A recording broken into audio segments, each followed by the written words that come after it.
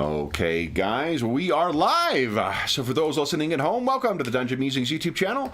My name is Kevin Madison, and I'll be your friendly shop steward today, because today we are carrying on with our ongoing campaign playing Paizo Publishing's outstanding Pathfinder 2nd Edition fantasy RPG, and we are playing it in our custom setting of the Spires of Paridar, a Coalpunk occult conspiracy setting full of industrial progress, class disparity, and Coalpunk mystery, I guess. I'm just throwing out a bunch of words now. And with me today are the stars of the Spires of Paridar campaign. I'll go the order I've got you guys on the screen here. Why don't you tell us who you are and who you're playing today. First up, we've got James. Right, so I am playing Sally Dumer, the debutante of the Deep Blue Sea, who's about to chase after a Daily Mail correspondent and teach him what's what. Yeah, nice. Take that, Johnson. Next up is Ingolf. Yeah, hi, I'm Ingolf. I'm playing Basil Rathbone, who is an Izuki detective. And yeah, we'll see what we are up to now. And last but certainly not least is Darren. Yeah, Darren here. I'm playing Dr. Adam Ursprung, and he's got with him, as always, his trusty sidekick, Igor. Nice. Now, guys, last time was a half chatty and half scrappy conversation or session. What happened last time? We were into, for those listening at home, we were into part 5, I believe, of the Patchwork Pauper mystery. Yep, so Golag rejoined us last session. He seemed to have lost a day somewhat through investigating the painting that was given to him from Vesta King. So we didn't really get to the bottom of that. He wasn't really letting on that he'd lost this information all this day, but he did help us do some investigation on the missing item that the thugs were looking for in the basement of the Barrowhead sort of mission. Mm-hmm. He did a spell that allowed him to see something from the past, and he believes there's a book that was taken, and we think it might be this automaton, like assassin character that's been targeting members of the Parliament. But we're not sure, but he saw something like that in his dream. So we learned a little bit more there. The new doctor, Risewell, didn't turn up for work, so we're trying to investigate if anything's happened to him. A little bit concerned about that situation.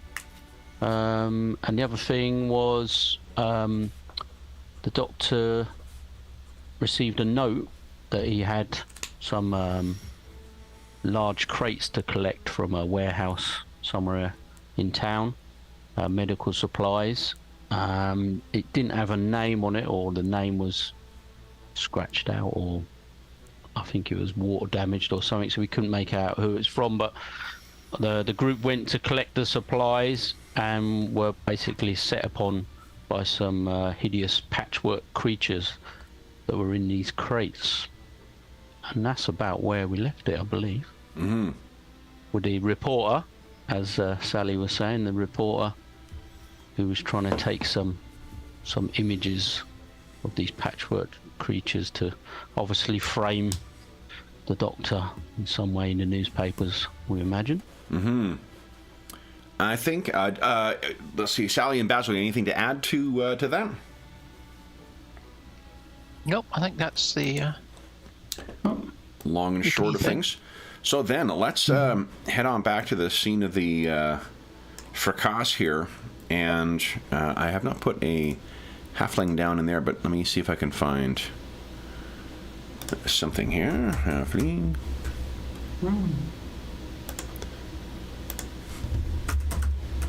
I'll bet you I got a token of some kind or another in here. This will be the happy halfling chase. He has very teeny legs, so I'm not sure it's gonna be much of a chase for you guys. But let's we got a dark sun halfling in here. Let's see.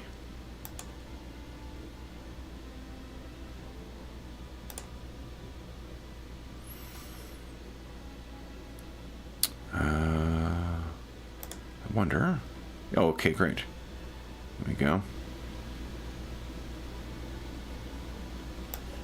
Make use of this sucker right here. And then he had, oh yes, photographer as well. Also use a generic thug token, I think, number 6. Where is he? We'll use this guy. Boom. All right. So then, I believe we ended last time. Let me clear turns here. There we go. All right. Why don't we each click on our tokens and go ahead and roll initiative. Let's see if you guys are able to act before this feller is able to get in. I did not roll terribly well. And I think it's perception we're using. Yeah. Nat 20 from Dr. Ersprung. He does not want this picture out. Oh, sorry, that was it. Sorry. Should have been initiative. Oh, man. Okay. So then, first up will be Dr. Ersprung. Yeah, Igor's going to be quicker than the Doctor. I'm going to give Igor 3 actions to chase and capture this halfling. Okay. Constrain him in some way. Right. He's speed 25. Just 5 squares per stride. 1, 2, 3, 4, 5. So that's 1. 1, 2, 3, 4, 5. Oh, he's just out of reach. So he's going to try and get to, well, he's going to get to there and try and sort of block him. Yeah, okay. Harass him. All right, and then, Doctor, do you would still have 1 action left? Yes. I'm going to just move so I can make sure I can see what Igor's doing and instruct him if needed. All right, Basil. Yeah, I think I will move closer as well. So let's see. The diagonals count as 1. Okay. As well. 2, 3. 1, 2 here. Oh, so I can go up to here. And yeah, I'm certainly the one to tackle someone else, but I mean he's about my height, so that should work out. Yeah, okay. All right, so would you give us an athletics check, please? Yeah. And I'm not good at this, but I'll try anyways. Okay, I'm just checking the DC for you. Okay, before you spend a hero point, let me see how that did. Okay, here we go. So this would be a trip action, I suppose. And what does the... Oh, actually, I can use the compendium here. I can't remember what... Let's see here. I think it Rules. should be the athletics DC or fortitude DC. I can't Yeah. tell. Yeah, so it's a 1 action. You have 1 a reflex DC. I just wasn't sure if you needed to get a crit success to knock him prone, but all you need is a success to knock him prone. Okay, great. And the DC for this is you are 1. Did you roll 17? Yeah. You're 1 off from this. Yeah, then I will spend a hero point and try again. Sounds good. Yeah, so it's not a terrible roll, but not my socks remain fully on, not knocked off. Oh, no, it's going the wrong direction. Yeah. All right, so you race over and try and grab a hold of this guy, and he's kind of like slipping away. That green plaid suit of his is just maybe covered in more coal dust than what you realize, and is slippery.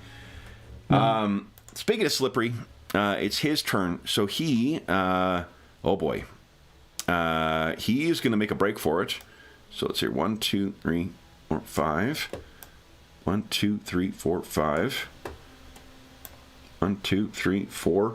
And he slides underneath the thing. The camera operator just stops as soon as Igor comes up and is like, nope. No. Ms. Dumer, 3 actions. What are you doing? Ms. Dumer is going to be so.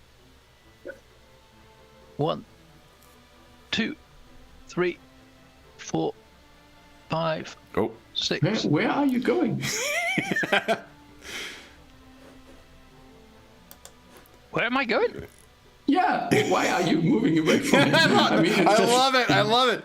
Mr. Mirror was like, he just went running past. He's running over there. It's the old switcheroo. 3, 5, 6, 7, and so got one more action. Okay. You want to try and knock him down? You want to try and grab him? I will try and grab You him. can hit him too. I mean, like, I don't want to limit that option. I'll play nice to start with. Okay. And so, what are you trying to do? I'll just try and trip him up. Trip, knock him down. Okay. Okay. So, athletics him check, down. please. Athletics check. Let's see. Oh, yeah, it's a success and a near crit. So you sweep the legs out from under him, and you get and it falls down as he's trying to get underneath the wagon that was going to haul those carcasses. Dr. Ursprom, you're up next. I shall ask Igor to acquire the camera from the cameraman. Okay. So I'll just give him one action, or one of my actions, so he gets 2 actions. Okay. 1, 2. So he seizes the camera. The cameraman gives you no resistance to that. And then I'm just going to run down here in case he tries to make a run for it. All right. Underneath. Then it is Basil's turn. Yeah, let's see. So 3, 4. Oh, Yeah, I think I will just. I think I will move here, just Okay. next to Sally. Is that all 3? Yes. Okay. All right, his turn.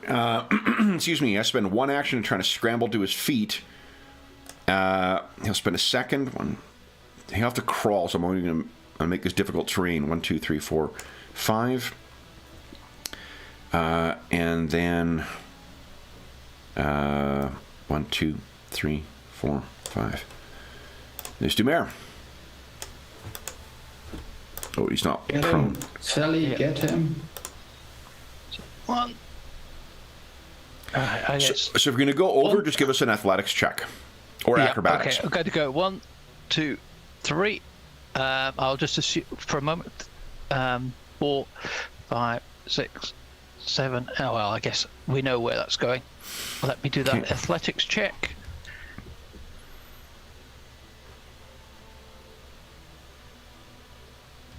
Yep, easy. So you spring up. You're fortunately quite trained at this point.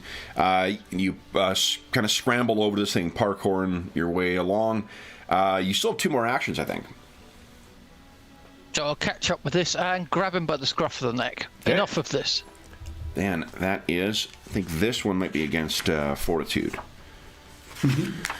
Let's see. Grapple.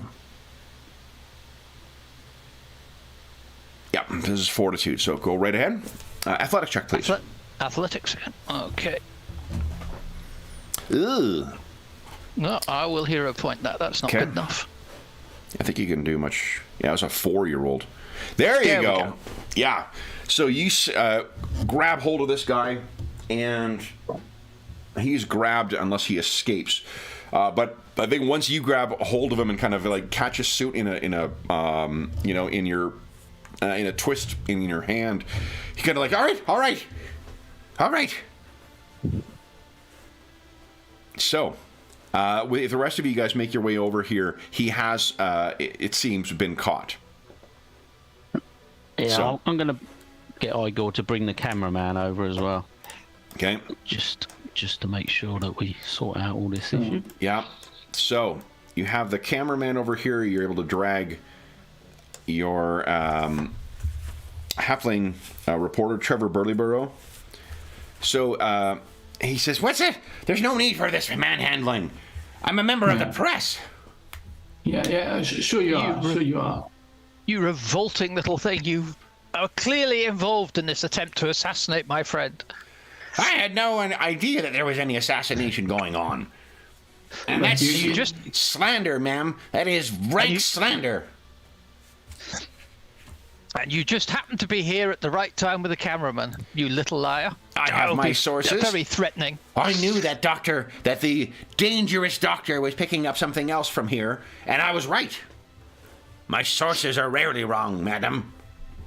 Ah, that is interesting. So who are your sources then? A good reporter always protects his sources. Okay, so then we should put you in a box with these Patchwork people and send you back. You could do so, and I'll be sure to include every detail in my story. Yeah, that would be then the detail that we were attacked and we rescued the city again. Absolutely. You came to pick up your diabolical creations. You had no control over them. They lost control, and only by virtue of the intervention of some of the kindly dock workers were you saved from your own misfortune. Ah, I see. You're keeping lying. Okay. They are not lies. Do you see any dock workers around here helping us? You can see there's a couple people who are kind of like hiding in the thing. Truly brave men indeed. So we turn to the cameraman. So, give us your plates. We'll see these pictures of these brave dock workers. So if you could give us an intimidation check, please. Yeah, I'm not good at this, but I'm feeling. So then, you know what? If you're cross, so we're going. Oh. If you're quite bad at it, you can have the others assist you with that too. They can make an assist roll beforehand. I mean, 7's not great. Yeah, seven will never work. Sorry. I splutter with rage and then turn to Basil. This is more your style. Deal with this. Yeah, I mean, the thing is very easy. I mean, he is distracted while Sally does this, so I can maybe snatch the camera from his hands. Just the camera or the plates? Because the camera itself is like an old school. Yes. No, so, I want to have the plates. Yes. Sure. So let's do this first. The first thing is because this is not a common technology. Why don't you give us a crafting check, and let me tell you the DC here, just to make sure. I have very little doubt that you're going to be able to successfully snag the thing. I just want to see if you can recognize what the important part is. Let's set it as a crafting at DC 15. Okay. So let's see. Okay, so you can see it. So then it's just a matter of snagging the thing. That will be a DC, let's say DC 20 for thievery. Okay. Easy. Yeah. Critical success. So yeah, it's the plate is out of the camera. No one is any the wiser. And you've even been able to, you've had time to secret it on yourself somewhere. Yeah. So you don't want to cooperate? Why would I need to cooperate with the subject of an investigation? Especially when and he points at the doctor once again, is up to such diabolical things. You are a threat, sir, a threat, and you will be exposed. I think you cared about making money and selling news, not fabricating stories for the. I mean, a good rescue story would be much more popular than this scaremongering stuff. I would say that you should stick to your own profession, sir, but it seems as if you are quite poor at that as well. Release me, madam! And he's shaking to trying to get free. You can keep your hands on him as long as you need to, Sally. He's not getting free until you choose to let him go. Very much holding by the scruff of the neck. Nasty little thing. Yeah. Do we know who owns the newspaper? I mean, it should be someone more important than this guy. He's just maybe working for them. You could probably find that information out, but it's probably it's a company-owned thing. Okay. So, okay. The unfortunate thing is what he like the paper he works for does have. It's trash, but it's trash that sells. So it is a quite popular, publication. And as you can pick up from him, he clearly has an agenda that he's just going to keep pursuing. I mean, couldn't we take a photograph of him with the remnants of the Patchwork guys and saying something like, I don't know, reporter is involved in smuggling something or so? Just frame him. I mean, if he wants to frame us. Okay, want to not the best stoop to idea. his. Yeah, I don't know. Do we want to stoop to his level? I was interested. I was interested in the dock workers. At any point, did they seem to know what was in these crates? Would I say? I don't. Give us a perception check. This is a very fairly low. It'll just be a DC. I think a 12 just to get. Yeah, you are 100% certain. Not a single one of them had any idea of what was going on here. From you're playing back your interaction with them, and in fact, I think that one of the workers, the one who you were dealing with, who was talking about like how there was another screw up in the paperwork. He, in fact, comes and apologizes and says, like, yeah, did we do something wrong here? Did we miss, like, we didn't know, if we'd known that there was these things in here, we would not have handled them in the way we did. No, it wasn't your fault. I would like to try and investigate to see what activated them. Can I try and you can bring these investigation of the bodies body? back. You would to do a proper inspection of this. Like again, like these things are. This is not a quite perfect. Adam, just wait a minute. We need to get rid of this problem here before, I suppose. I'm not a problem. I'm a professional. Yeah. Do you know anything about Doug and his work? You know who we work for? You heard of Golek? And I point to Golek, who's maybe just crying over his the scratches on his car. The springs. Oh, the springs. Suspension is ruined on this now. Why don't you give us a? Let's see here. I think that sounds like you're threatening. Why don't you give us an intimidation check? The thing is, I just want to make it very clear that he will not only piss off us, but maybe someone who he thinks may be more dangerous than us. From the Paridar Detective Agency? Yes. Okay. I mean, I could even involve the Whisker Net, but that's maybe... If that existed, which of course it doesn't. Yeah. It doesn't exist, so that's... So can I give us an intimidation check, please? Yeah, I'm sorry. So this is this one here. So this will be against his will. Let's see. So that's not going to be quite good enough.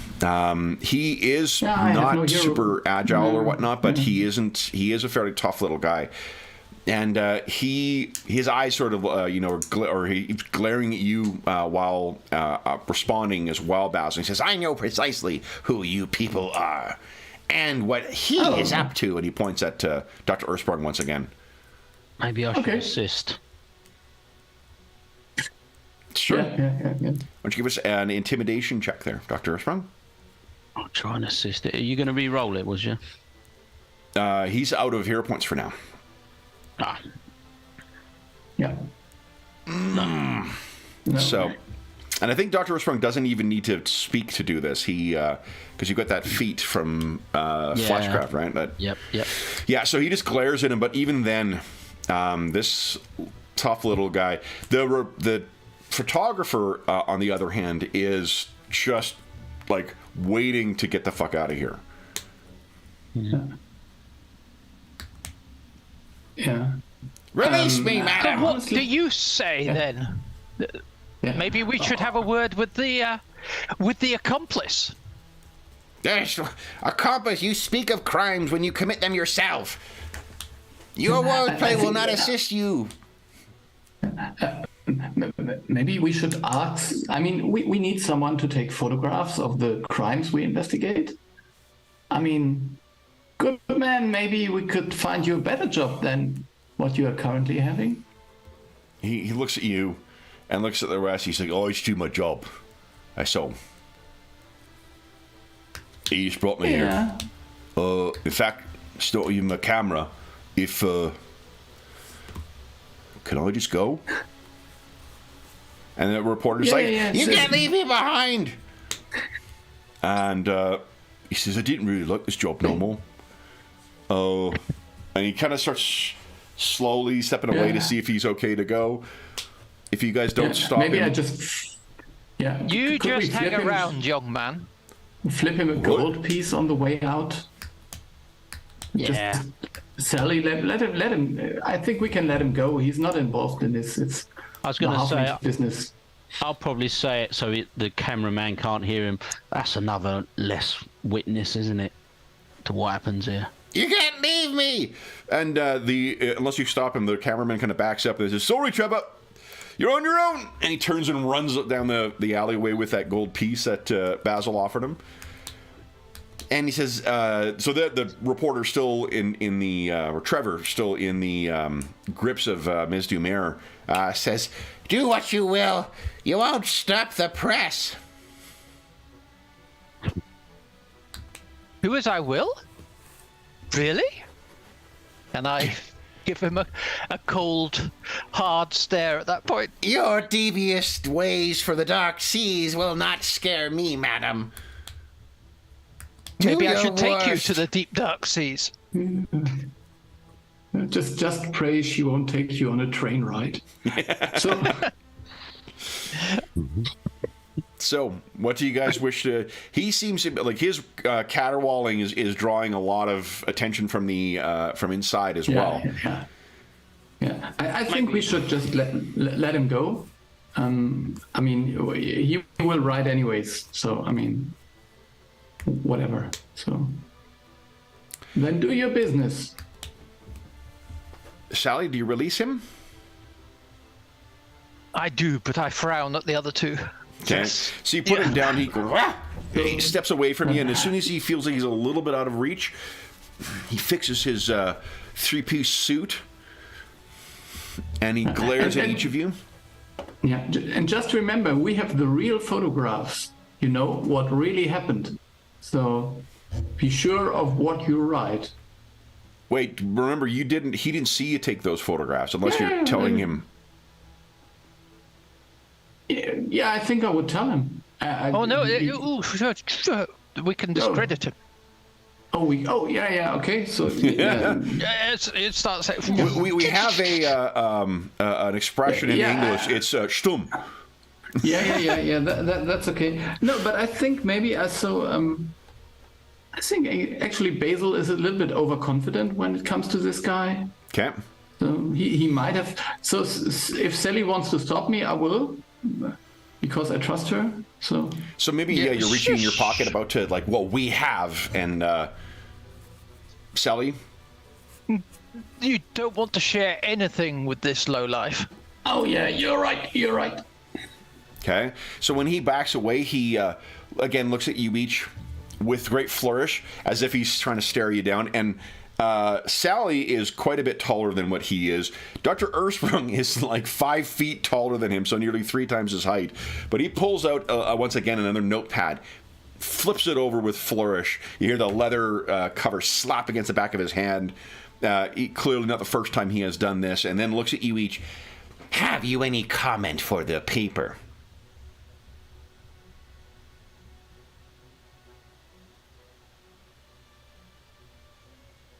You had a chance, and you saw quite clearly how Dr. Orsprang managed to overcome some patchwork villains here.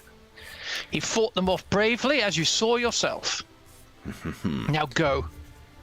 Print that. Yeah. Alien from sea references not last time, and Doctor will not see the same mistake in next experiment. Thank you for your comment, madam. Thwap. And he flips it over, stuffs it in his pocket, and then walks over and kind of comically tries to, bring the legs in on the camera, and then, whoa. And gets his weighting on it. and begins bringing this camera away with him. He seems completely unaware that the plate that would be have all the images stored on it is gone. So he wanders off, leaving our heroes behind with the ruin of the fight with those terrible patchwork abominations. So, what do you guys do next? I think we should get these off the street, take them back to the Barrowhead. You are all sort of pretty banged up as well. Yeah, I was going to do a quick bit of healing. So I'll just do my usual assurance medicine on each person. So let's start with Sally. He's probably the most. So you get 15. Okay. Back. Oh, thank you. Basil. Oh, More than enough. yeah. Do myself. That's more than enough as well. Nice, holy smokes. And then I can do all that in 10 minutes because I've got the oh, right, the multiple. I've got the ward medic. Yeah. Multiple.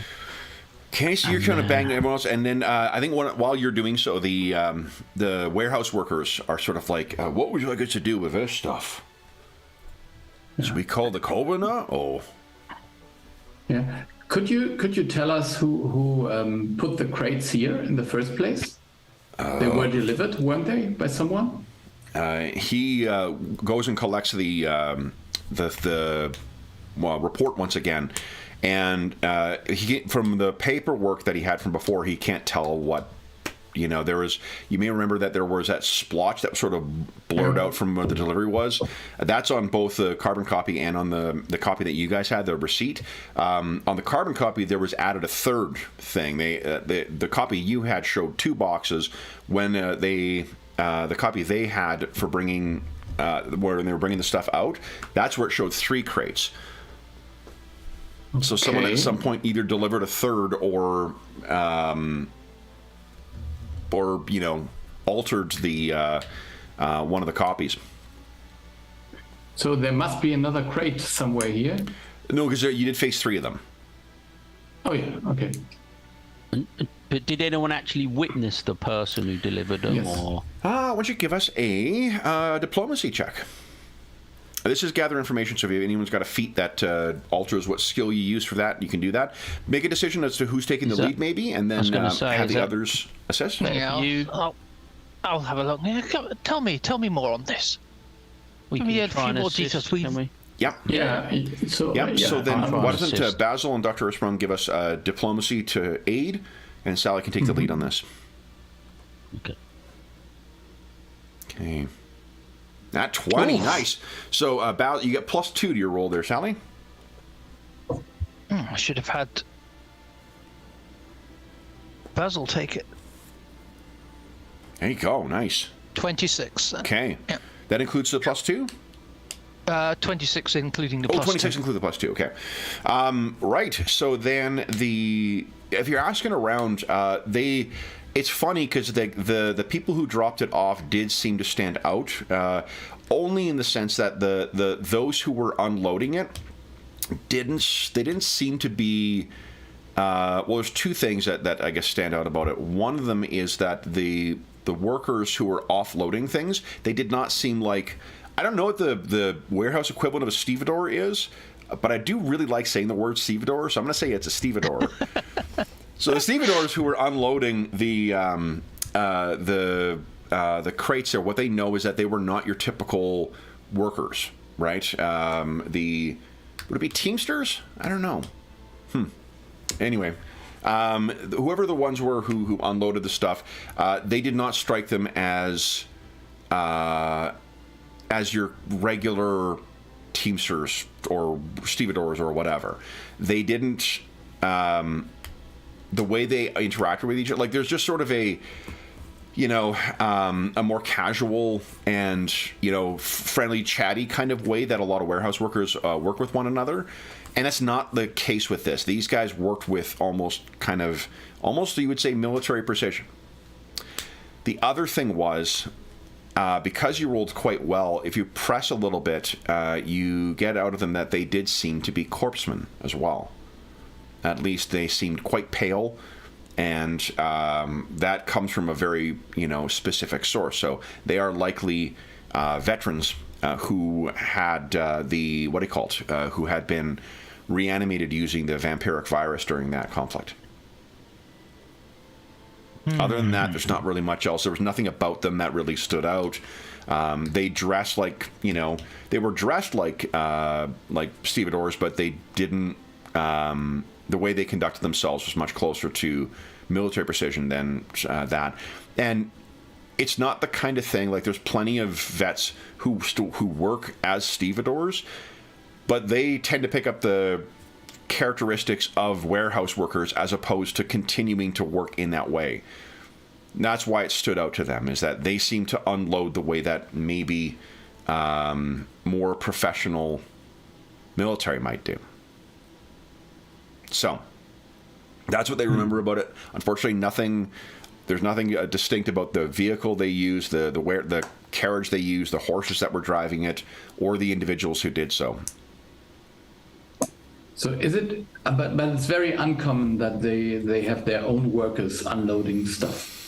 No, like, people come and go. Like, the drivers often will help with that, or they'll bring someone along to help with offloading stuff at these things. It's just that they're typically other warehouse workers or other laborers, general laborers, so they will have they have more of the kind of, like, palavering, bullshitting kind of stuff that that the other warehouse workers were. These guys were all business, no chat. Yeah. Do you think we should take these crates and the remains off the streets and take them back to? Yeah, I think we to either to your basement. Yeah. But that is maybe not the best idea, because if you have patchwork persons in your basement and people accuse you of making your own patchwork army, that would be great evidence for that. So I would hope that maybe in the university or somewhere else, or maybe Golak could just find something out about the origin of these creatures. There is. It's a good idea to go to the university. I don't think you guys know anyone in the medical, in the College of Medicine at present. You only know a couple of people from the magic school, but you do know Dr. Reed, who is the City of Paridar coroner. Yeah, and so there was someone that maybe Professor Watson Fole wanted to introduce me to, who could know something about this kind of. Well, he was going to ask around about someone for the creation of, like, someone like Dr. Ursprung showing up on campus with 3 corpses without even knowing the name of the person is probably not going to result in productive end at this point. Yeah. That is. Maybe we should go to the coroners, because they have been dealing with other patchwork. Dr. Reed has been tipping you off when that stuff has been found as well, when those other bodies. Yeah. I mean, it's like bringing a present to the coroner if you bring your own corpses. So I think that might be our best option at the moment. Unless anyone else has got any other ideas. Ms. Dubain? No, that's great. No, I think it's a good one. Okay. Then let's head over to... I think. Let's use maybe this one. We're not going anywhere near Dr. Risewell's place, are we? En route, or? Yeah, we should find about him. He was missing. That's Risewell, my new. Your new one, yeah. Yeah. He's not en route anywhere, is he? No, and I think you. Who did you? Oh, you sent out. I sent Cyrus out Cyrus to go and look for him. Yeah. Yeah. Hold on, let me get. I just thought while we're out, if he was anywhere nearby. Yeah. You could stop. I mean, if there's nothing to stop you from stopping by home before heading out to the coroner's office. So maybe this. Yeah, if it's anywhere near, sort of en route, just to see if he's checked back in. Okay. Where did I have? Oh my goodness, I can't find my. It's almost as if like having a bunch of gray, dreary pictures of Coalpunk cities are very hard to distinguish from one another. Come on, where are we here? Basil's gone very Disney-fied. Yeah, that was the original photo we used. Okay, let's use this here. Why not? Okay. So if you, it takes you a little bit of time to get the things loaded up, and remember, you've got tomorrow as your big soiree. Yeah. So you head back to the, back to yours, and what you find is I think Cyrus would be if you're heading back to Barrowhead. Let's go over there. Or here. There we go. Dr. Ricewell is back, but what you can see is there is, and remember, we've got a new, I think we got a new handout for Dr. Ricewell here. Yeah, there we go. Dr. Ricewell has taken a substantial amount of damage. There is scuffs and breaks and whatnot. One of the lenses in his eyes is broken, and he is talking to Sally, and it's no, not Sally. What's her name again? Your assistant, Betty. He's talking to Betty and Cyrus, and as soon as you walk in, Betty says, "Doctor, is there something you can do to assist him?" And he raises his hand up and he says, "I will be fine." And his voice definitely sounds off. Like it's kind of like almost like it's coming through like a cab speaker, where it's got that like kind of quality to it. What do you call it? Cyrus turns around and he says, "I found him in an alley, Doctor. He got roughed up quite badly. He did." Wow. Thank goodness you found him, Cyrus. Well done. Please, Doctor, sit down and you can tell us your tale while I take a quick look at some of this damage. I wish there was more to say, but they seemed to know where I was coming. They asked if I was a doctor, and when I replied in the affirmative, they simply attacked. Cyrus says, "It's only about 6 blocks from here, too, Doctor. They came on him. How He was many first was this there? morning." It was. I was on my way to the office when this occurred. I'll be fine, I assure you. Just my voice and cosmetics sound worse than... Can I try and patch him up a little bit? Yeah, absolutely. His voice box and whatever. What would be a better score for you, medicine or Crafting. or crafting? Yeah, crafting only by 1, but Sure. Why don't you give us a crafting check? okay. You want to hear point that, or you? I might just take that for Sure. a quick fix situation rather So you than... take a look, and yeah, you're able to see like there isn't. Fortunately, like there, he is like a lot of automatons. He is quite sturdy. There's a couple of small things that are broken, but you know that given that these are creations of both magic and technology, like he will self-repair in the same way that like a biological organism would. And you're able to sort of smooth some things along, you know, straightening some struts and, maybe correcting or some other things. His vision is likely to be off for a day or so, but once that lens corrects itself, he should be fine. I'll certainly take a bit more time later on and help sort that out. He looks around. Did something occur in here? I don't recall leaving the office in such a state. Yeah, I mean, it was a similar event. I was attacked in the evening, last evening, by some thugs. One of the followers of who is it? Loeb, Brother Loeb. You may not know his name, but the He previous was the owner. mystic who had this place before. That's the one. Yeah. I can care for my own safety, thanks in particular to Cyrus. But I worry if this would affect the patients we see. Will they be at similar peril if they come here?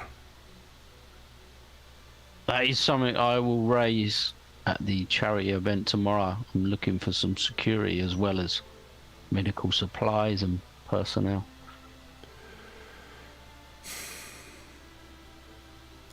If there is an option, we may wish to consider outreach as well. Whatever their issue and the cause for their violence on me and you, perhaps it is through disinformation as much as it is genuine threat. If they knew we had nothing to hide.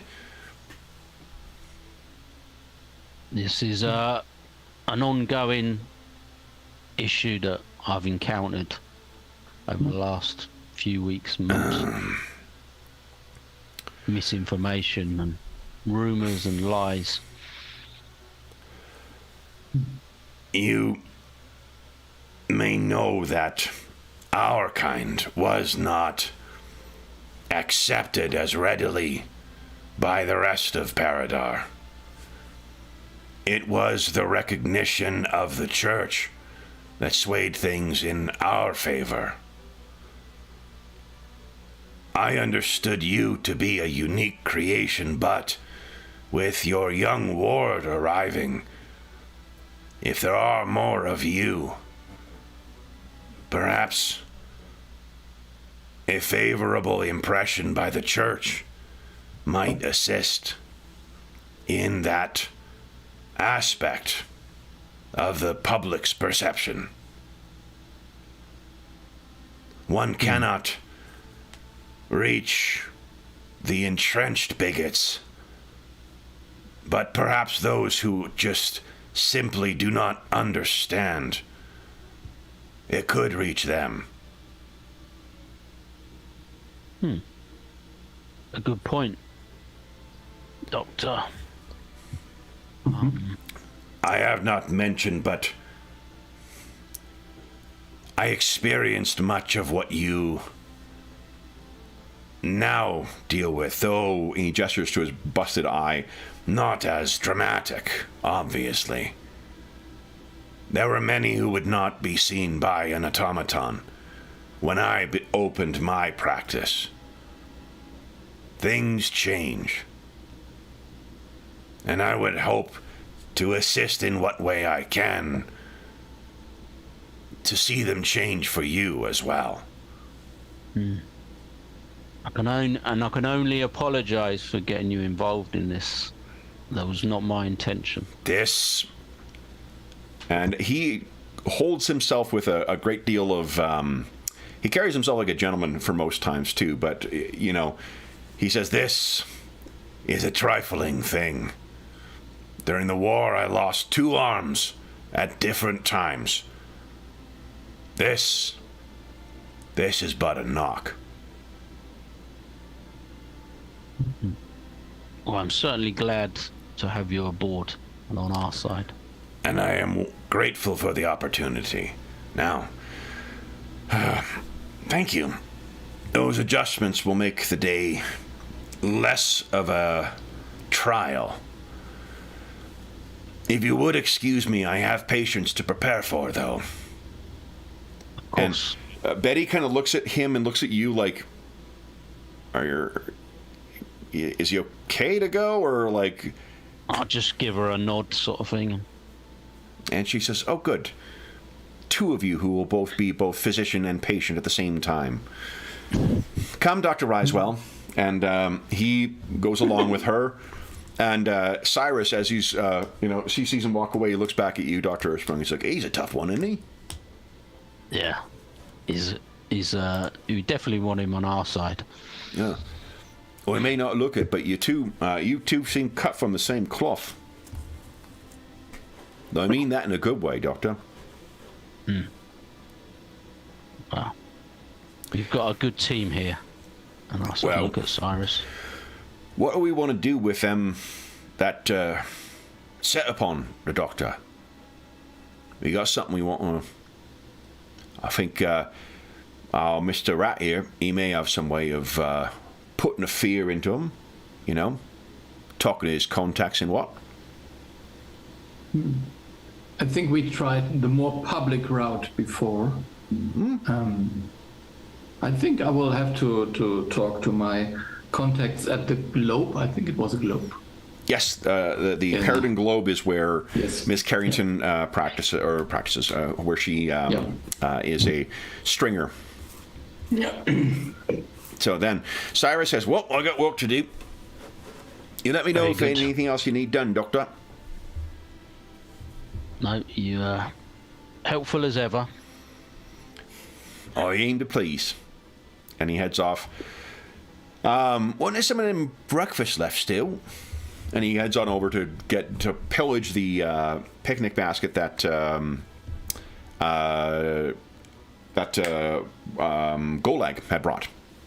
Yep. Once again, so that leaves you three behind, and a cart full of Patchwork corpses in the drive. What would you guys like to do next? I think I realize now that we need to have our own story written maybe as soon as possible. So I think Basil would like to visit Annabelle Carrington to have maybe the photographs used before there is something what about Adam does or has done as evil things. And I think if you go to the morgue, that would be enough. Well, shall we have a look at what the photographs show? Can't we? Can we do that? Don't we need a lab for that? Dr. Earthsprung's laboratory is not quite set up here yet, but if he could gain access to one, he could probably try. Because just mechanically, I think we could ask Miss Carrington. Don't inventors have some way of improvising stuff? I think we can. I think we could get a print of the photographs from Annabelle Carrington as well. Like to give context too, like in Paridar, the photography is not a very it's commonly used in the press, but it's a very expensive process, and it's generally you have to have that device in order to make use of it. So it would require Dr. Earthsprung to do a little bit of kludging together to make it work. To be able to develop a print, particularly without the actual thing, but without the device. But let's see here. He's got the inventor thing, but that's to create formulas and. Oh, so maybe you could do that. It could take a day or two, but you could try and invent. No, that's too long. I think we should really move a bit faster here. Okay. Yeah, I don't know. So I don't think Mrs. Carrington would have. She herself would not, but the Globe would definitely have ways of developing the prints. So maybe that's an option. Yeah. Yeah. So my train of thoughts is just like this. So if this guy really wants to hurt Adam, he will publish this story either today or in the morning tomorrow, so that it will interfere with what is going on It's a charity event. So we need our version of the story published at the same time. Otherwise, there will be. Yeah. Okay. So then, well, first off, everyone gets a hero point, and then what would you guys like to do next? So you go in to see Miss Carrington. Yes, that would be the idea. Yeah. I'm going to take the bodies to the coroners. Okay. What do you think, Sally? Oh, I'll come along and see Miss Carrington as well. Okay. All right. Oh, and Sally, you get a hero point too. I should have. Do you see it now? I do not, but hold on. It could be because. Oh, okay. Let me try again. No, actually, it could just be. There we go. Let me go back and forth here. Oh, yeah, there we go. Sometimes it just takes a. There's been an issue with tokens since they updated the tokens several months back. I've probably had a chance to do another check on Sally because it's only 10 minutes for my. Oh, goody. 10 minutes cooled, but it's. Can she receive it every 10 minutes? Now, Yeah, or is remember it... I've got the. Oh, right, yeah. The 10-minute continual recovery one. Awesome. Yes, so you can definitely do that. Yeah. Okay. And I'll just do an. Still feeling a bit bruised, it has to be said. 18, nice. That's 18. Cool. Thank you. There you go. All right.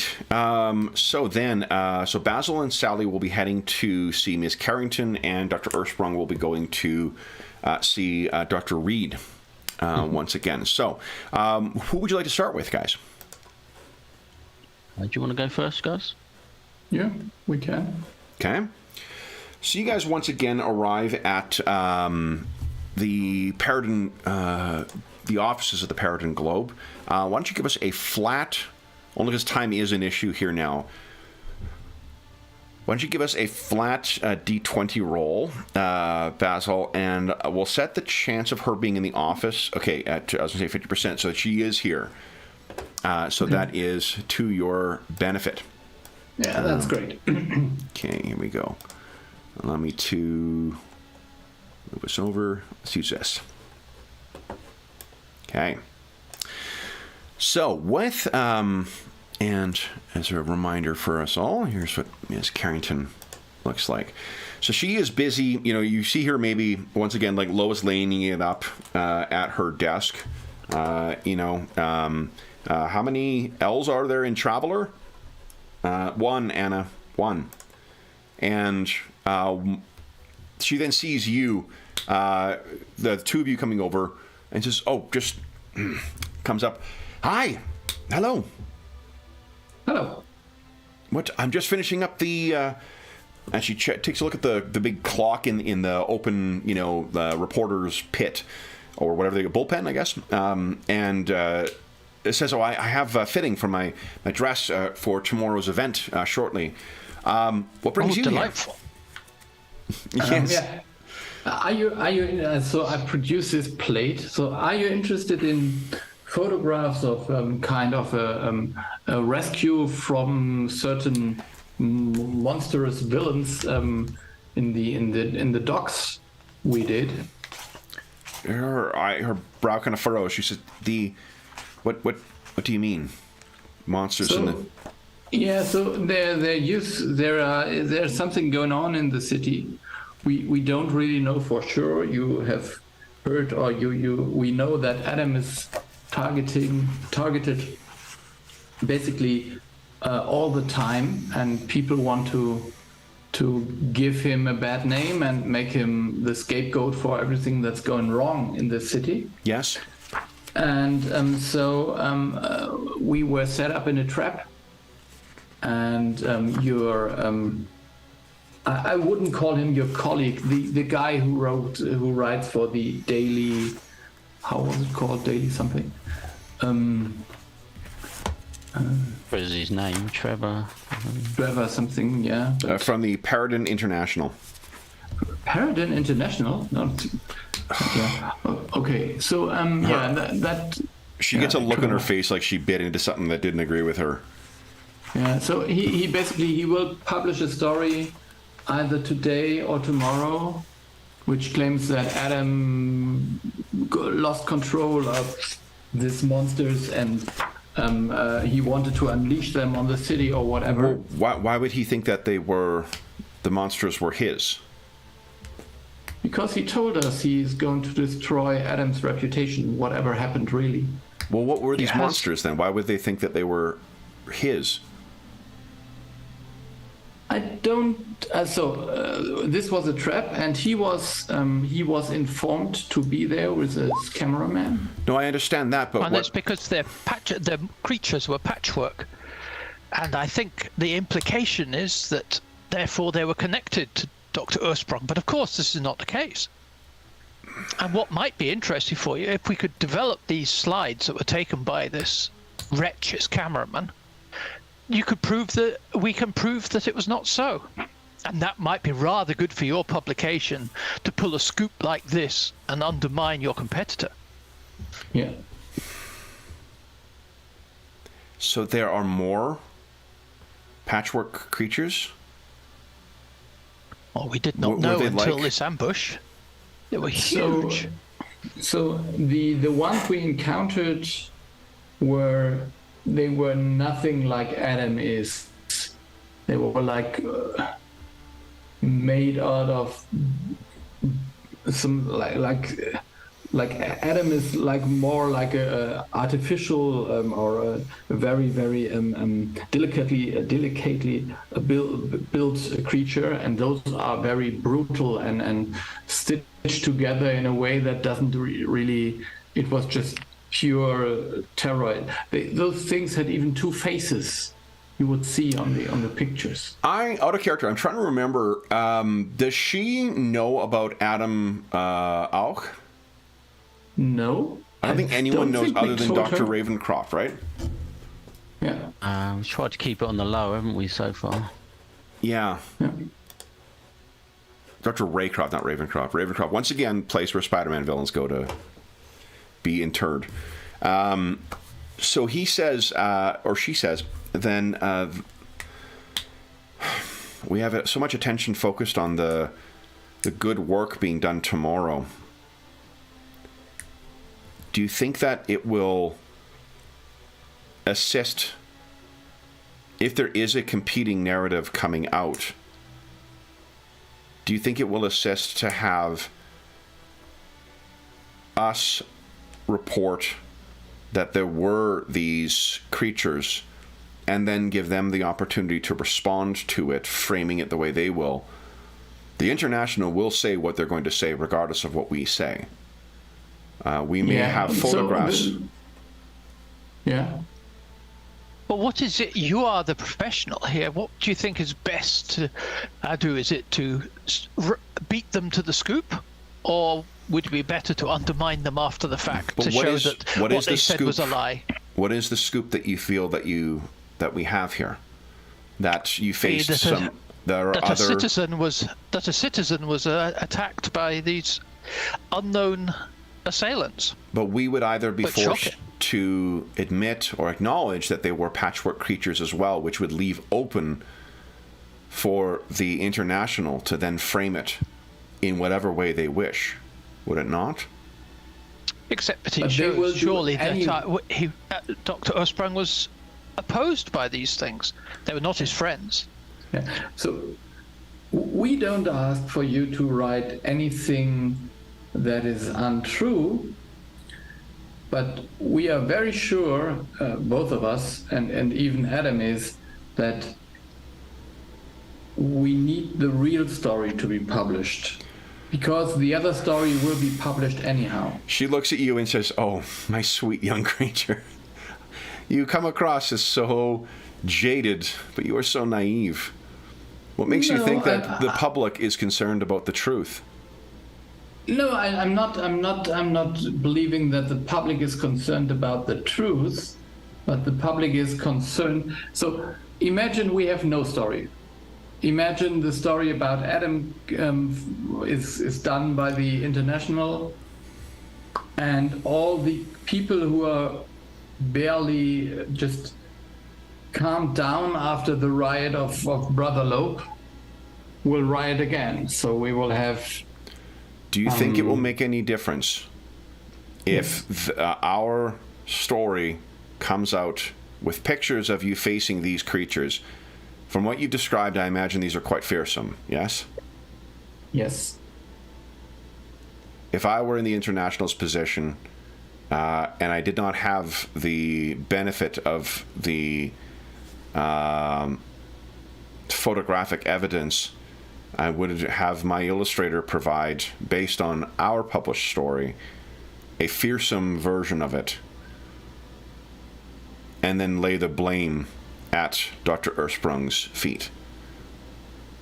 Do you think that this would prevent the International story from coming?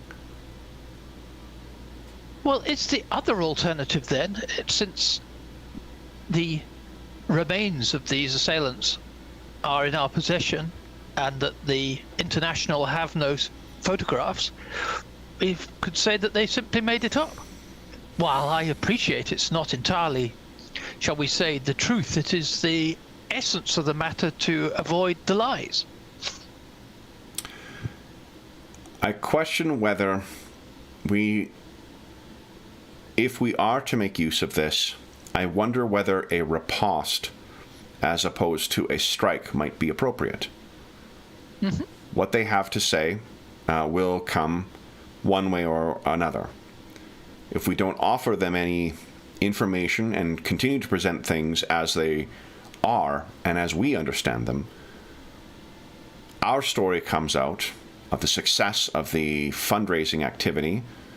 They publish whatever they were intending on publishing, and if we need to provide a response to that, we have your photographs, we have the full information, and those who may be swayed by the International will have something further to consider with our information responding directly to theirs. Oh, I defer to you, Ms. Carrington.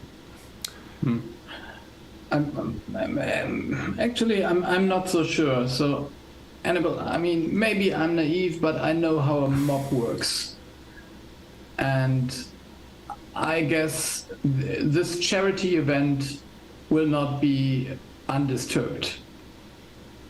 There will be violence, and I'm pretty sure that it will not go unharmed. But we will see. Okay.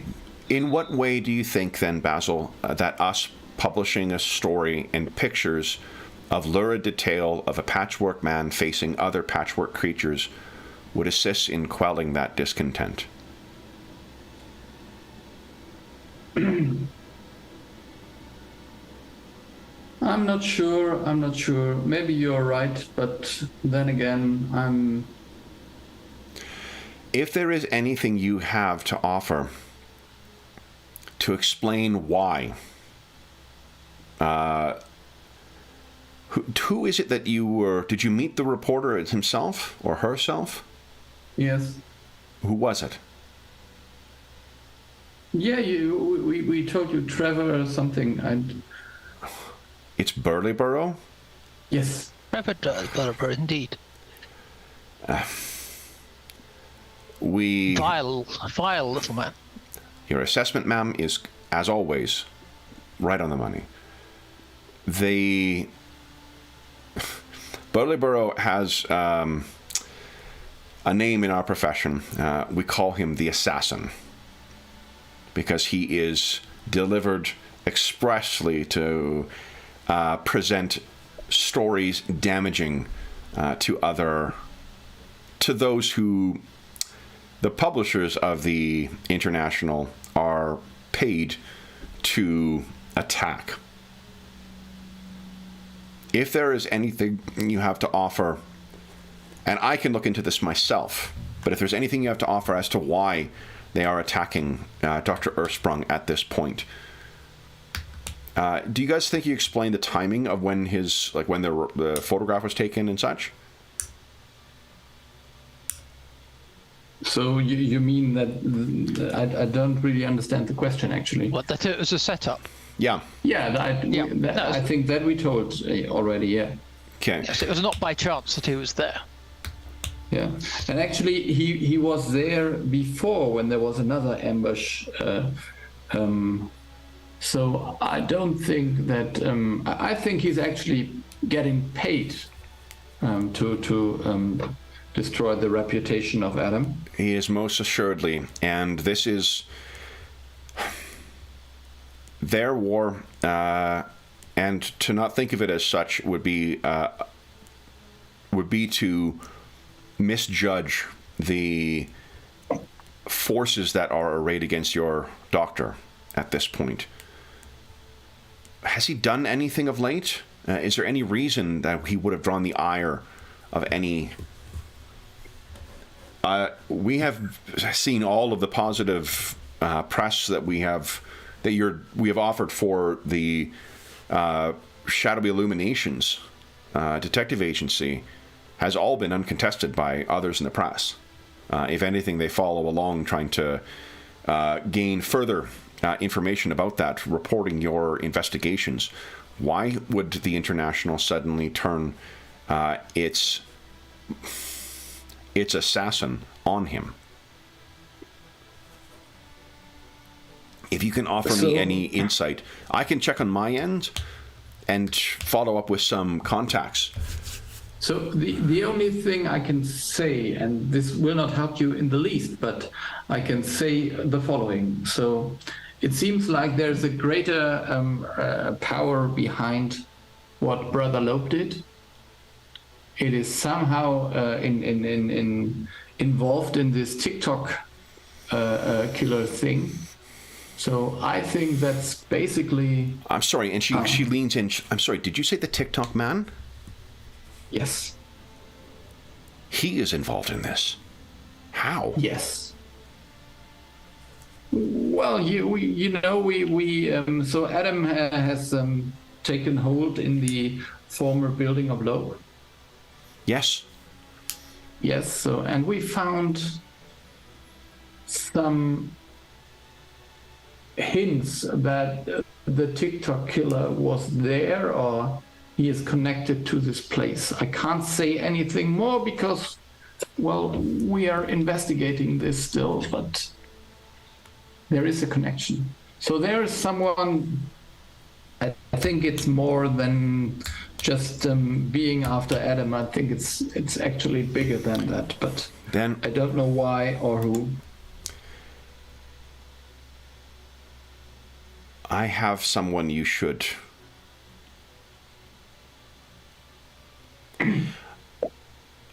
I would ask that you employ your greatest discretion in following up with what I'm to provide you. She makes her way over, and as she says, "Oh, come here, Basil." And if you join her at her desk, she sort of leans in and starts writing something down. And as she does so, she whispers, which is, kind of drowned out by the noise of the bullpen. And she says, "Be careful." And hands you a note that has a cross-section. It's an intersection. And this is in a neighborhood that is definitely more working class, but not rough the way that, say, Barrowhead or one of the others is. This is, you can picture tons of row houses and where factory workers would be employed. Mm-hmm. Okay. Then, if that is all, I'm sorry that I could not be of... I know that the instinct, particularly when a friend is attacked, to strike back, but I think we must be like fencers in this and be measured in our timing of our response. Might I keep the photograph, though? Yeah, and maybe you if you find something interesting in the photograph, it might happen. We are not sure what is actually on there because we couldn't develop that. So, of course, maybe we will. I will have copies couriered to your office as well. Then, or to the office or to the mission. I think to the office. I think we So I suspect having anything delivered in Barrowhead will involve a premium, so that would likely be least impactful on my pocketbook. Then, and I just as a short side remark, I think you could at some point publish a thing about this new car owners thing. You know, people are a little bit crazy about their new cars. Have you?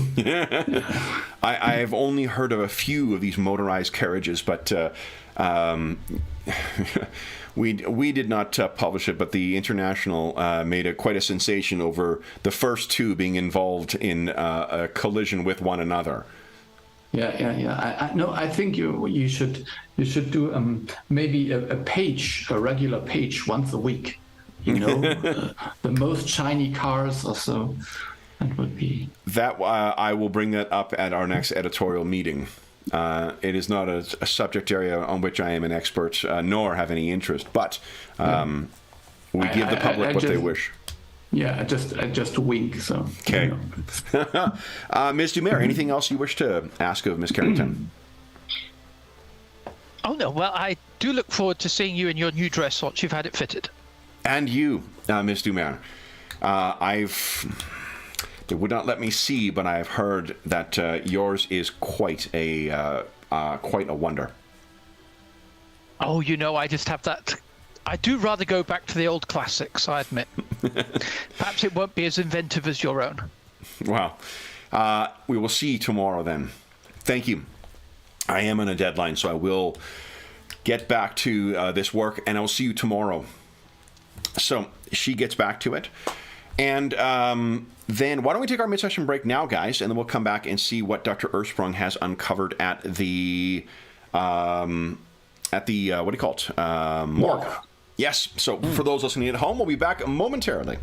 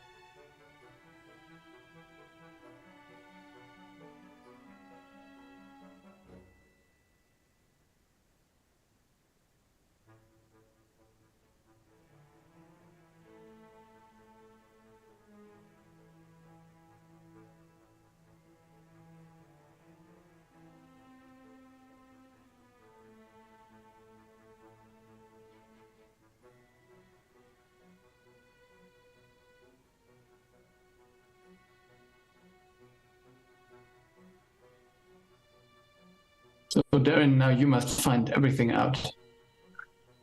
Oh, okay. No pressure Uncover there, then. all the mystery. No. Just I wish it was that easy.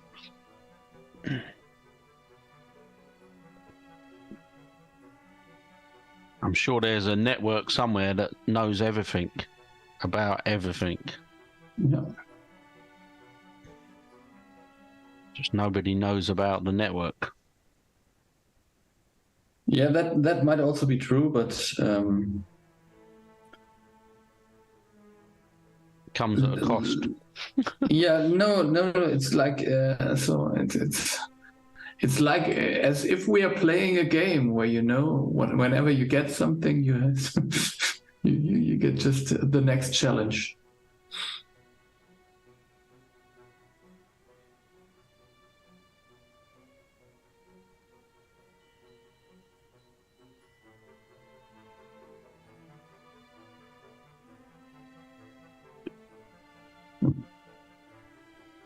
Let me see. I just got an email from Free League. Let's see. I backed this Dragonbane Kickstarter, and somehow my PDF was not sent to me.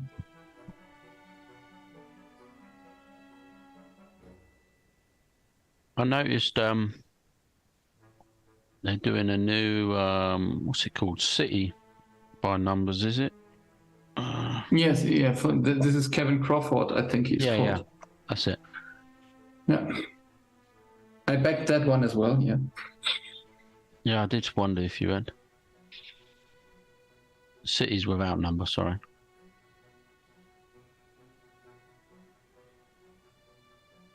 Yeah, I'm playing Stars Without Number and Worlds Without Number at the moment.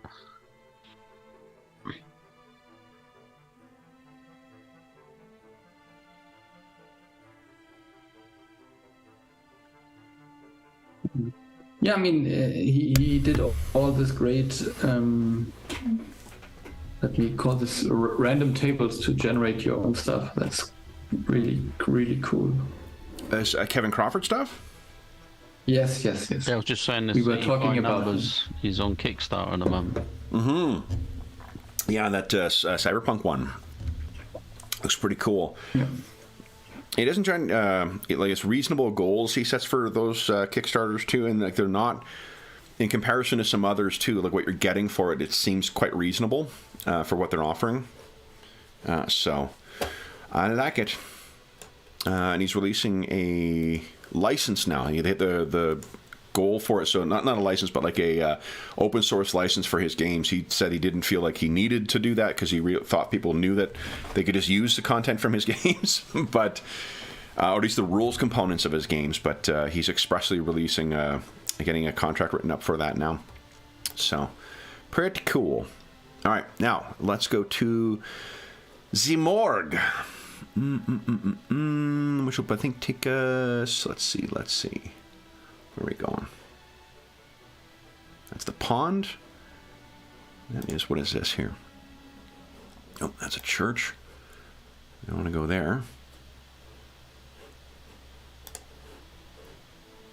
Yeah, this will work. Let's head on over. Let me just clear out. We have the full cast here right now. There we go.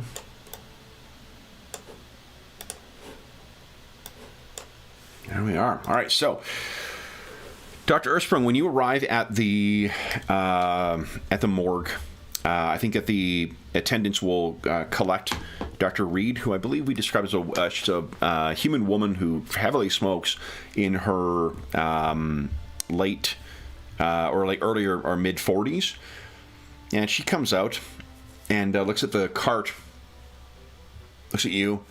It's not often you have deliveries, Doctor. What? Rather sensitive. What I have in these crates. Oh, and she hops up. So I suppose we should take a look and then figure out where to bring things, and she, gets up, you pop things up, and I imagine the warehouse workers have helped you sort of secure the crates as best as they can once again. And once you have it open, she says, "Ooh, good Lord, what are they?" I was hoping you might be able to help me with that, but I needed somewhere a little bit more discreet. Does each of these crates contain one of these? Yes, a version of. They were to be delivered. Well, I was instructed to collect them from a warehouse under the ruse that they were medical supplies. We don't know where they come from, who sent them, but with our meetings previously and the bodies that you found, I thought maybe you could have a look with me. Maybe between us we might be able to find some. Even at a glance, I can see that this is, I mean, you wonder whether it is the same hand who, and she gestures at you, or those others that we found in the... I was thinking more the others, potentially. I see. Well, the only way we'll know is by getting them on the slabs, so I suppose... And she, snaps her fingers at some of the orderlies, and they all get to sort of work in this.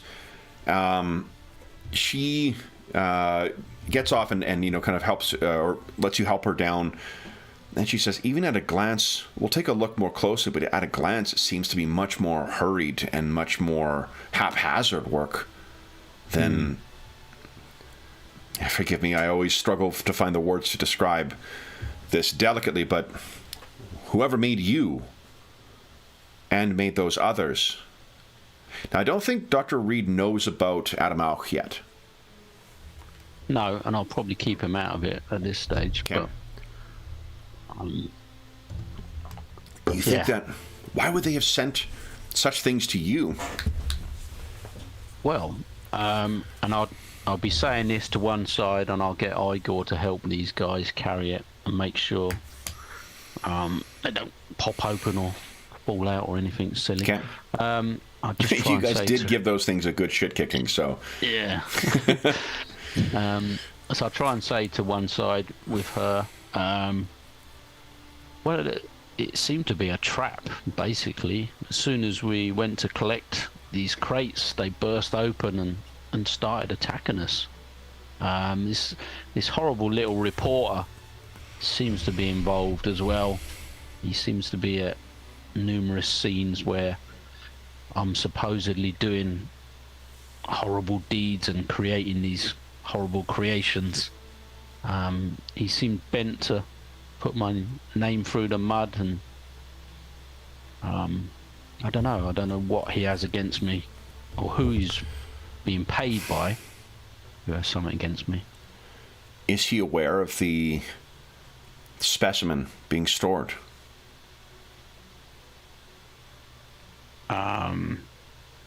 What do you mean? In what sense? The bodies that you have preserved is what she's referring to. Oh, the previous. Yeah. That I don't know. I thought we were keeping it fairly low key. I have for my part, but, and she gestures around, there are many. We don't pay the orderlies much, and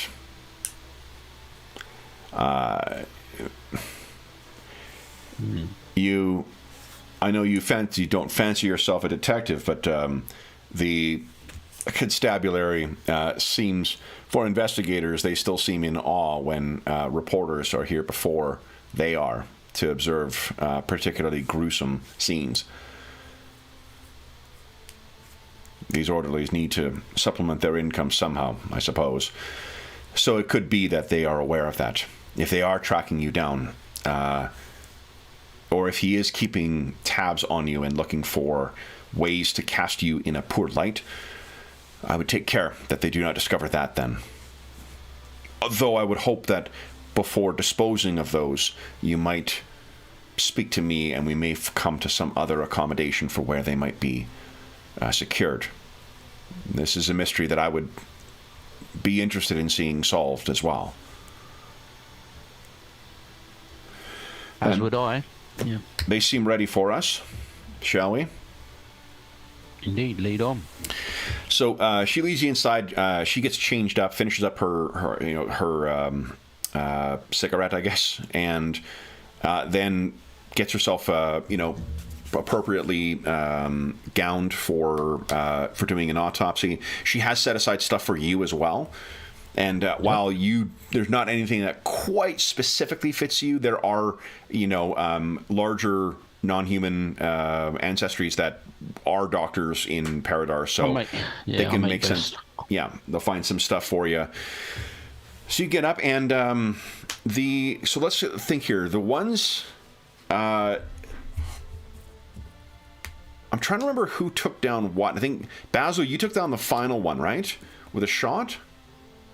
Yeah, I think actually, yeah. So there's one that's been shot down. Do you remember how the other two who had the final? I think Igor put one down, Sally put one down, and Basil put one down. Is that right? Or I think that's right. So Basil's on the count of being. Oh no, go ahead, Ingolf. Sorry. No, I just wanted to say what a nice team we make. Yeah. Most definitely. I think because Basil's was downed by a precision shot, that one probably has the less overall damage to it, whereas Igor and Sally is definitely precise, but her tiger stance leaves a lot of slash, shot, and beaten. Precisely. Ms. Dumer. Agile, you definitely are. Delicate, I would not necessarily use that phrase, at least not in combat. So that one seems, with the head blown out, that likely is the one that, or one of the heads blown out, that is likely the one that she'll suggest starting with. Yeah. So, why don't you give us a medicine check? And you could just take a 10 on this, because this is, if you choose to. That would give me a 22. A 22, okay. So she is leaning over and looking at these with a scalpel, and is kind of inspecting the stitch work. She says, "It seems the stitch work seems more hurried than before, but it shares the same technique as those others we found in the river. Would you agree?" Yes. But they seem to, like you say, be in a rush. Like they needed to get something done in a deadline, maybe before a charity event. Is that... Oh, that's tomorrow, isn't it? Yes, tomorrow is the night of the gala charity event thing. So I'm certain you saw my RSVP. While I appreciate the invite, it's not really my kind of event. Nor mine, but I feel I have to attend. I have made a donation, though, in lieu of my attending. I trust that it's my money more than my company that you would value. I do value your opinion and our discussions, but yeah, these events are maybe not for the likes of us. Better one of us suffer than the others. Now this is curious. And she cuts it kind of open a little bit more, and she says, "If I'm not mistaken, this is," and she takes a bit of a, one of those pump operated kind of water hoses. That's probably what she uses to sort of spray off the viscera and whatnot off this thing. She says, "This seems to be, would I be right in thinking this is two hearts stitched together?" And then she stops. "Well, now that we haven't seen before. Doctor, you may wish to come see this." And she rearranges one of the mirrors so that more light is down into this area. You make your way over, and you think at first it's just it's the curious stitching of two hearts together, and she's not wrong. It looks like there's a larger humanoid heart, similar to the structure of a human's one, with the different, 4 chambers or whatever, stitched to a smaller heart, not like a child's, but just in comparison, it's as if a human heart was grafted to some other larger thing's heart. That in of itself is just either, depending on your perspective, horrific or incredibly inventive surgery, or perhaps a combination of the two. But that's not the thing that stands out. What stands out is the very delicate scarring on it, as if done by perhaps a brand, more likely an electric brand. Like the technology in Paridar has reached the point where that you can use either for soldering or for cauterizing. You could use an electric little brand. Someone has written 2 words on the side of this heart, and the larger one in very small font, so as to not damage the heart. Those 2 words: hello, brother. She looks at you. Does this mean anything to you?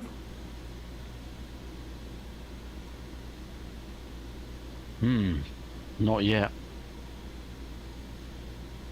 I'd be interested to see if the others have a similar message. She takes an opportunity to go, and you guys crack open those. There is similar. These things all seem to have been sort of, adjusted on the fly to accommodate for what the unsystematized body parts that were used to cobble these things together. But just like on this one, on the heart, on the other major organs, the kidneys, the lungs, every one of these creatures has "Hello, brother" scarred onto it with some kind of electric torch of some kind, or electric cauterizing agent. Are these fairly common, these tools? In a current or up to date, like that would be a very relatively recent invention. You would have to have an enormous amount of money to be able to afford that in your facility, but it would not be in like a common like village doctor's thing, or even like a poor person's surgery ward, but in a cutting edge clinic. Most definitely would be there, or if it's in one of the experimental mad scientist kind of clinics outside of the norm. It's not like there's just 1 or 2 in the entire city. No, it's definitely not. There's going to be numerous ones. It would not be a novel invention for Paridar, no. No. Okay. And she says, "This, I believe, is someone trying to send you a message, Doctor." Strange that they would seem to try and kill me with this message. That I wouldn't get it, but maybe they have faith in my abilities and my colleagues. It is rather disturbing, though.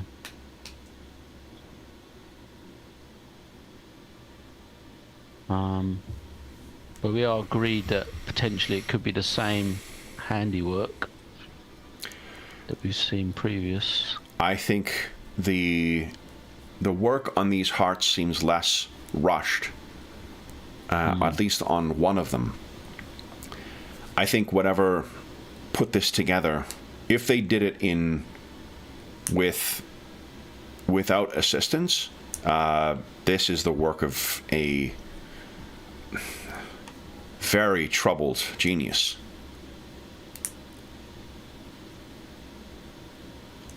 I cannot think of... I could not even begin to attempt such things. If you continue your sort of inspection of this too, you find that this is very much not like what you found in the other bodies, or what you've, for the limited exploratory surgery you've done on yourself. It's not the way that you have been put together, or your examination of Adam Auk. In this case, this is like,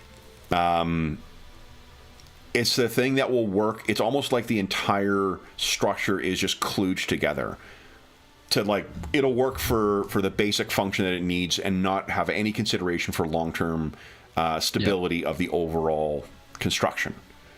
Yep. You also find there are strange devices that have been implanted in the skulls in one of the 2 heads on each of these things.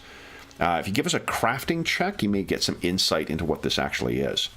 Okay. There's some kind of transmitting device, you think. You cannot think of any other explanation for the amount of machinery that's in these things. They seem like the size of they're about maybe 4 inches across, and they're about 3 inches deep. Think of like a really oversized alarm clock. That's kind of the amount of space they took up in the skull. It may also be why they needed 2. There are 2 brains that are made use of, but they're only part of one brain. So like one brain, one of the head cavities contains a full functioning human brain, or humanoid brain at least. The other seems to be stripped down to just the rudiments, the most instinctive parts of the brain. Does it look like there's some sort of timer or some Doesn't seem way as of if activating it? It doesn't appear remotely? to be something that kind of treks down. You've heard of such things that can transmit electrical signals across distances. You have not mastered it yourself or even invented the thing, but this seems more like some kind of advanced receiver. Yeah. And So with some further exploration, you find almost the identical setup. Again, like differing by the biology of the individuals that made up these things in each of the other 2. So I think that potentially it could be used to send a message to it. My conclusion is that maybe it was used to activate these creatures when the time was right. Quite possibly. I should try and remove like one set of it, which is in the most contact. We won't make you roll for it because you got 3 tries really at it. But yeah, you're able to get the. How much do you want to contain the interactions or the connections to the brain as well, or is it just the mechanics that you're really concerned with? I'd like to look at it, but then once I've looked at it, then I'd like to just get the mechanic bit, in as so once you have an idea, you're probably possible. Maybe taking some sketches and such to understand what the setup was for it. You are able to remove as many of them as you like. Okay. Yeah. I'll probably take all 3 actually, just so they don't fall into the wrong hands again. Or well, if you make comment of that too, I mean, this would be, or if you explain sort of what their purposes are, thinking out loud to Dr. Reed, she would say that this is, what value would Paridar already happily deployed one kind of automaton into the last conflict. Imagine what they might happily do if they could convert over the raw material of each fallen into new forms of controlled soldiers. And I do feel that the military is somehow involved in all of this, either directly or indirectly. And I think they've probably got they've certainly got the money, maybe the skill needed to do such work. And the secretive nature as well. We'll look over the rest of it and see if she's got any other ideas or anything else that she could shed some light on. What about the actual body parts themselves?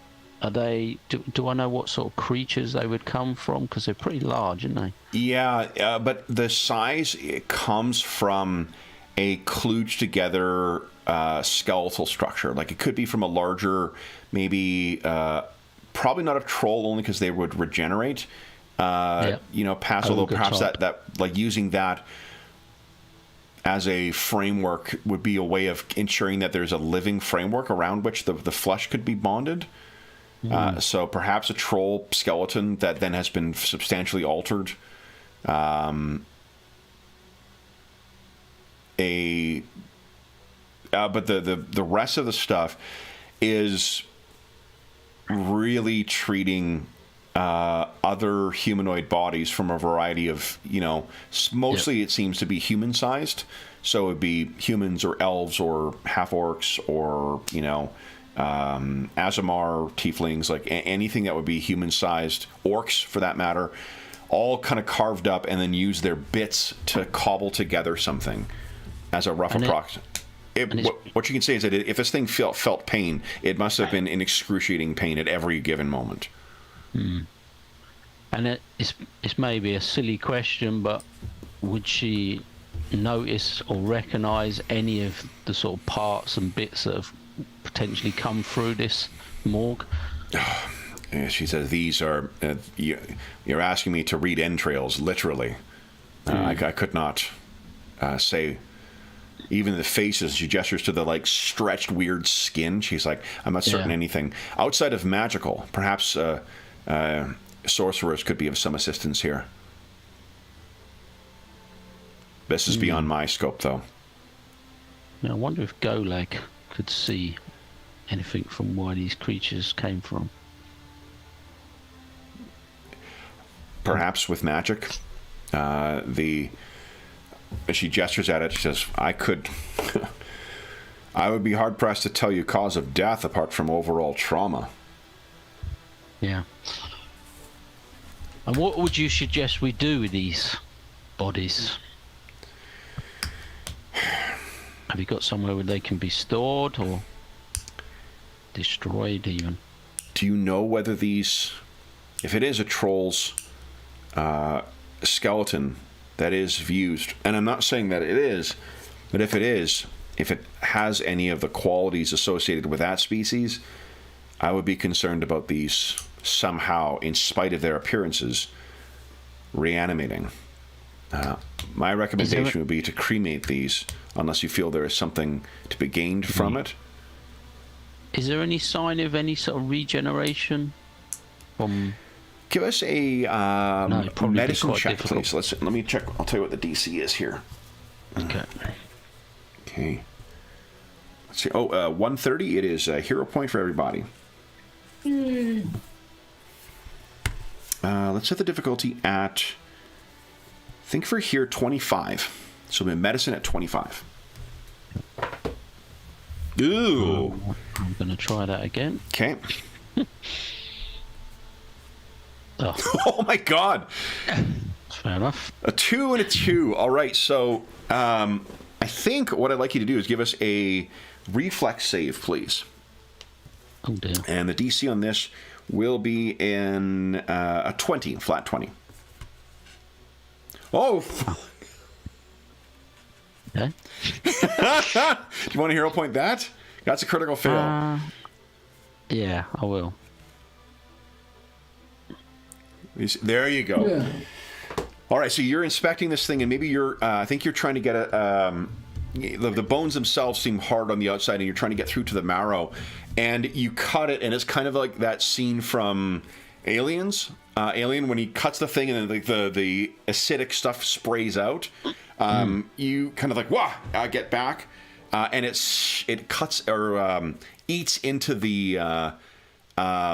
What do you call it? Into the surrounding tissue. What you cut through is some kind of unnatural sheath holding the what do you call it? The marrow inside. Someone has added in some kind of like thin layer of a relatively weak acid within the bones of this, to almost like stymie regeneration. So perhaps these things, they may stay dead and they may not regenerate the way a troll does, but it does seem as if maybe that's what's at the core of this. There's some devious, it would require some kind of mechanical, almost a combination of mechanical expertise and biological expertise. Whoever made this likely would require the exact same kind of expertise that would have crafted you. Okay. Dr. Reed kind of looks at it and she's like, what is... I would more strongly recommend my cremation as the proper way of disposing of these things, unless you feel there is more to be learned from embalming them. I think I will take another few sort of sketches of just anything that I think might be useful in the future, and then I would agree that I think the best. So I think you course feel of probably action. like a sketch. There is a lot to take in here because I think, imagine from your perspective, your level of expertise. There's constantly you're coming across ways of like, how did they even get this joint to work this way? And the mechanism. Remember that that chain seemed to come out of the arm too. There's a mechanism built into that. So I think like that sort of whiles away until it's late in the hour before you realize that you look outside and it's nighttime and you've got just reams of sketches here. Yeah. Dr. Reed has left you alone and you're actually quite hungry. It's been, I don't think you've eaten since this morning. Oh yeah, he's got well carried away with his work, as it were. It will grant the mechanical benefit will, if you come across this type of work before, you've got a lot of, or if you try to duplicate it in any capacity, you've got an enormous amount of reference material to work from that will give you mechanical bonuses. So has she actually left, or is she just She's elsewhere dealing, like there's still, Okay. Two things are certain in Paridar: death and taxes. And death, she has bodies coming in that she needs to deal with. She has left this operating theater for yourself, you and these 3 enormous corpses. Okay. Well, I just want to, see her so that I can organise cremating them and, removing the evidence, as it were, almost. Yeah. So they do so, and you keep coming across those as you explore. Again, on every one of those organs that you come across, hello, brother. Yeah. I might take one of the smaller ones. Okay.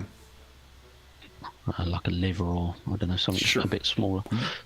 So it's you got a jar or something. Yeah, and we can see maybe like the last of the 3 bodies is being put into a crematorium. Or, crematorium, is that the building or is that the device? I think that's the building.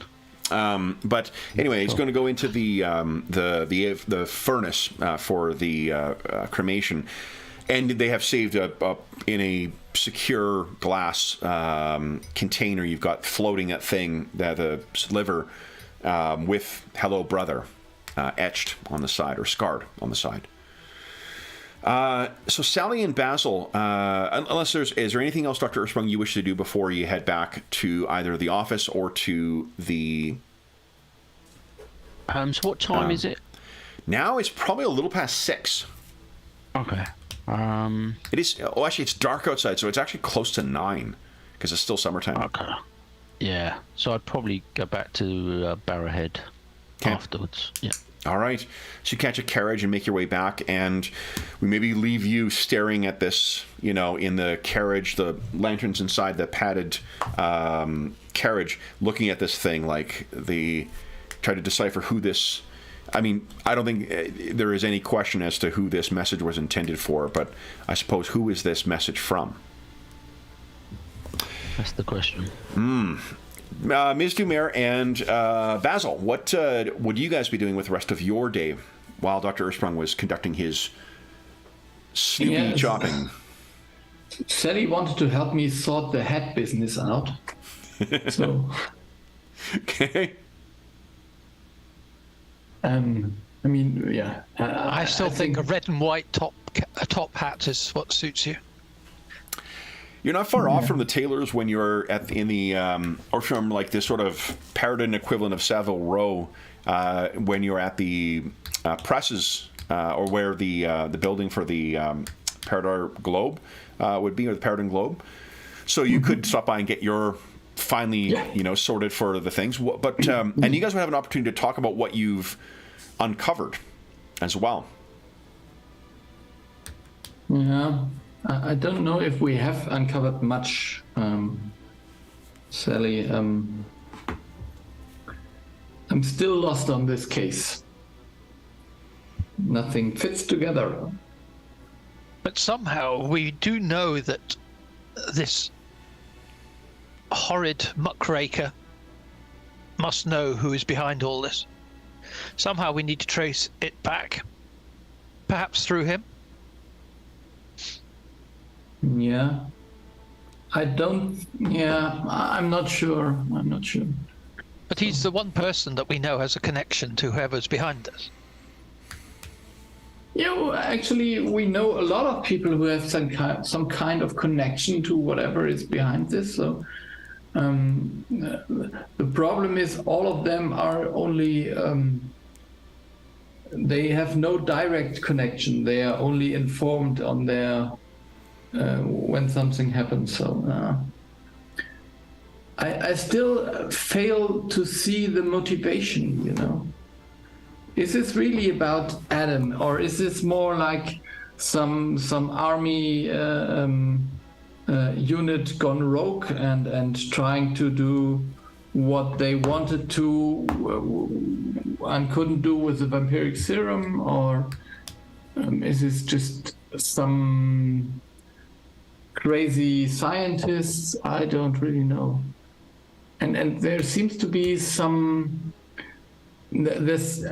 I was at first I was thinking that someone in the Ministry of Internal Affairs is doing this, because when there was the first attack on this temporary clinic, he was helped by one of his kind.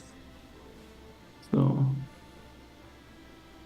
and there seems to be a woman involved with all of that.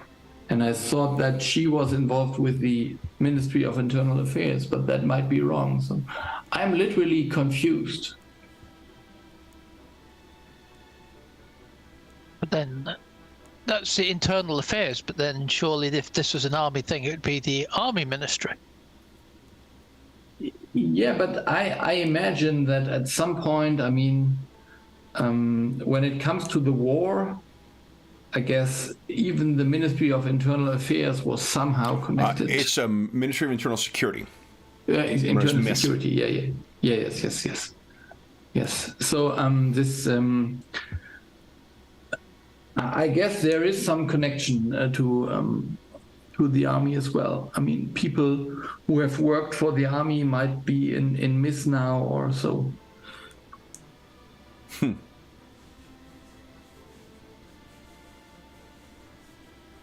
There was that strange symbol of MIS as well. That Golag saw on the outside of their carriage. Oh. Yeah. So, I really don't know. And somehow, I mean, all these things seem connected to some kind of larger cabal going on. I mean, someone is killing politicians or noble persons to I think to gain power, and this is connected to whatever happened. I think what Brother Loeb did was somehow also not only targeting Adam, but also kind of an real estate thing going on to take control of some kind of parish or some kind of neighborhood. So this is burning down. Our other choice is to follow up on the two doctors who disappeared at the same time. Yes, that would be something. And I also hope that, I mean, a person who is capable of creating someone like Adam, that person cannot be unnoticed. It's almost impossible. So someone will, but yeah, so I was following the university lead, and well, we haven't followed the names up. I think Adam did. Yeah, I've got the names.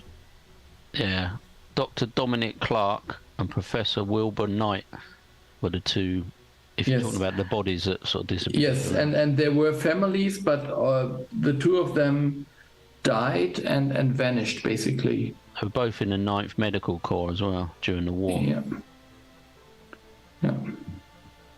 Their death records were missing. Yeah. So I wanted to talk to Elizabeth Green, but I didn't somehow, and I don't know why I did not. She has RSVP'd for the event tomorrow. Oh yeah, that is yeah. So. Along with one of the family members potentially. one of the was it the Knight family? Yeah. I think. Yeah. Yeah, but I'm out of ideas for today. So I need a new hat to the hat will help me sort out the ideas. Yeah, and then it's kind of a sorting hat somehow.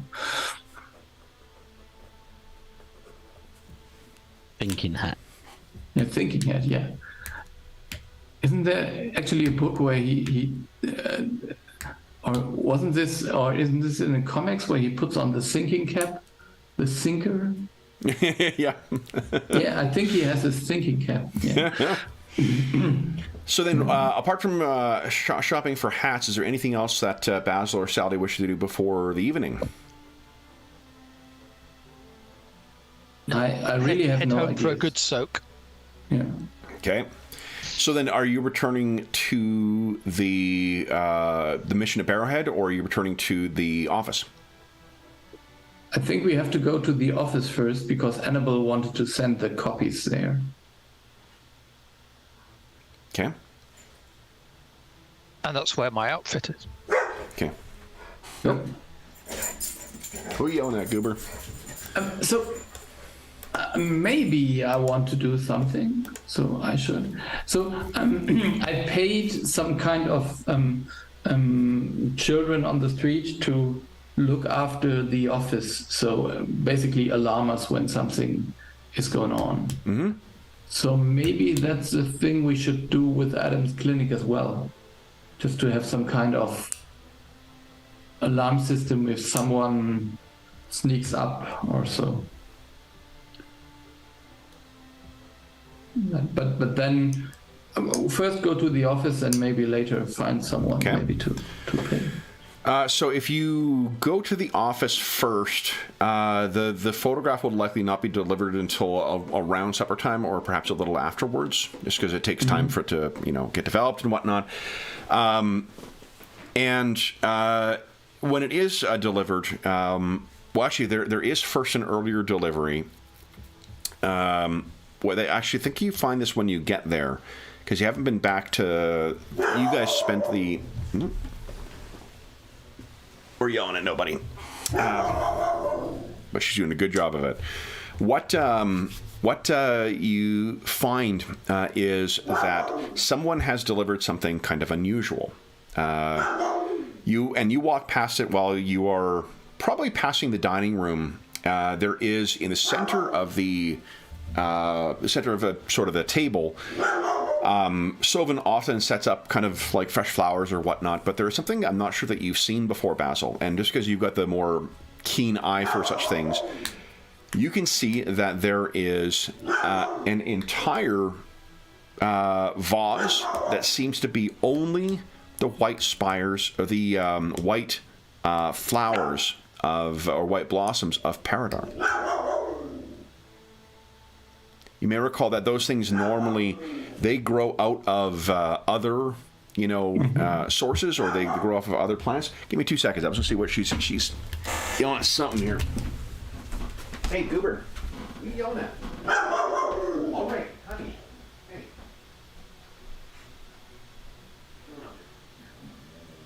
There's literally no one out there. What's this?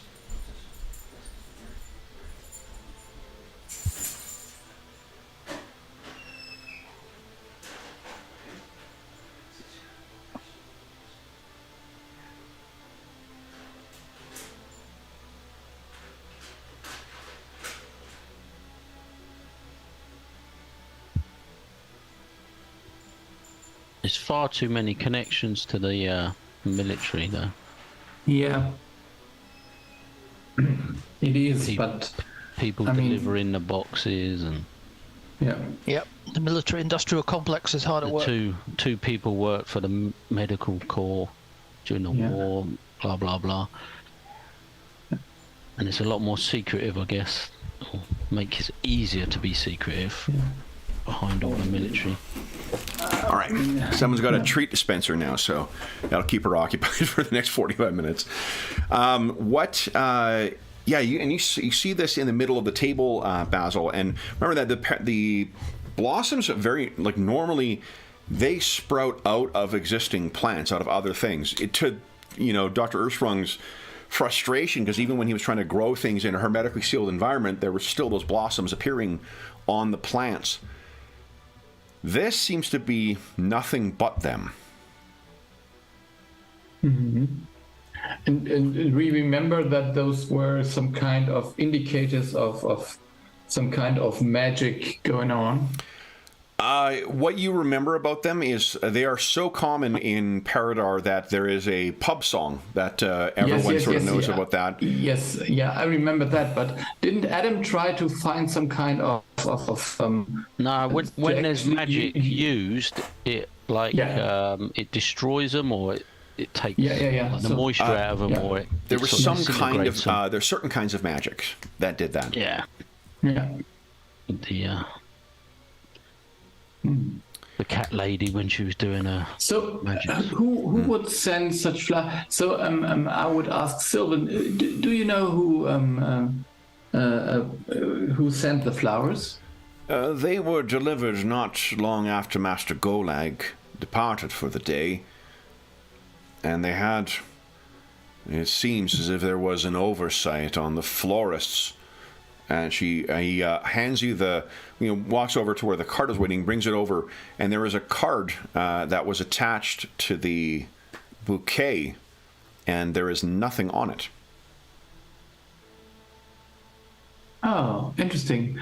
I think, Sylvan, that might be for me, actually. Ah, a curious present. They were addressed to Mr. Golag. Yeah. So I really let me put it this way, and I will look left and right to see whether Golag is approaching somewhere. Do you find that Master Golag is a little bit weird? Let me put it this way, since he has this painting. I mean, we know his usual level of weirdness, but even weirder still. Master Golag's customs have been disrupted since the arrival of that particular piece of art.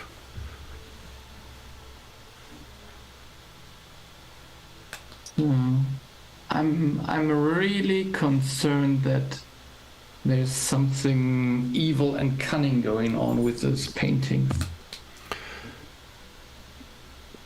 Master Golag has indicated his preference that the painting remain in his room until such time as he decides whether it should stay, but he has many things on his mind. I could ensure that the matter is brought to his attention when he returns, so as to not be forgotten. Does he linger particularly in his room? Say again? Does he linger particularly in his room? He did spend the past 2 days in his room. That is uncharacteristic of Master Golag. So, this might be an even weirder question, but just to get a glimpse of how his state was. So, I guess you brought him food or tea when he was in his room? I did, and it went without having any attention to it. Okay. Yeah. So he was looking at the picture at that time? He seemed to have rested during that time. Okay, I see. Master Golag does prefer darkness for rest. I see. Okay, I will. Yeah. Yeah. Okay. So thank you very, very much. If there is anything else you require, I think just inform Sally or me if there is, if his moods are getting worse and he's stays in his room Ms. longer. Dumer, we are preparing a salt bath for you, per your request. Oh, super! Thank you very much. I do like to be suitably moist for the event. Your skin does catch the light most fetchingly when hydrated, ma'am. Ah, you flatter us, sir. He holds up a hand as if to say, like, I would think nothing of it. Unless there is anything else you wish to ask of Sovin, he'll go about his business too. Yes. If you, yeah, I mean, there's nothing else. The only other place you remember seeing the spire, the white blossoms of Paridar of note, and I think it might only have been Golag, but one of the representative from MIS that he met with when he met with his father, he had a blossom in his lapel as the flower.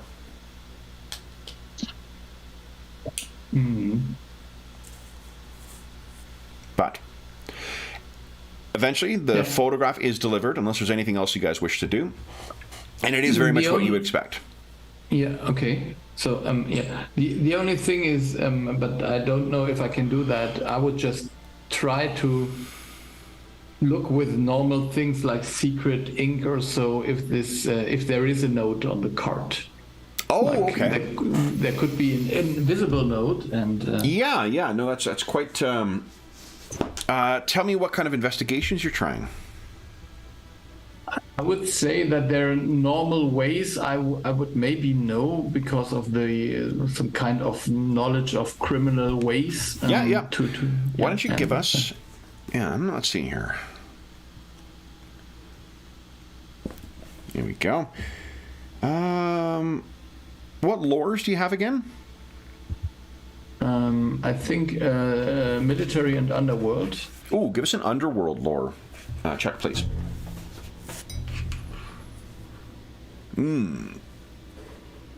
Yeah, I think I would just roll again. That sounds good. Spend a hero point.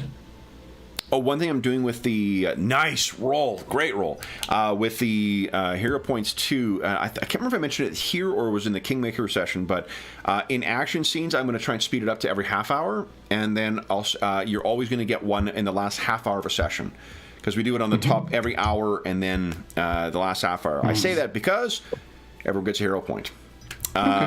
So what you try a couple of different things in there, and then you think of applying some lemon juice to it, or not some lemon juice. You apply a little bit of heat to it, and in doing so, it browns just slightly that there is some ink that is on here, and maybe you sniff it even before, like you sort of sniff at it and like, oh, and you hold it over flame, and you see. While the card, or there's two things that happen. For one, there is very briefly on this white card, there is a signature that says MIS on it. And then almost immediately after that happens, almost as if like this thing was dropped in ink, there's a black dot that appears in the center of it, and then it fades, like spreads out. And you think it's so quickly that you maybe caught it on fire, so perhaps you let go. But it's just that the entire card went jet black after revealing that. And it's maybe 2 seconds of where you can actually see that signature, and then it just disappears into pure black.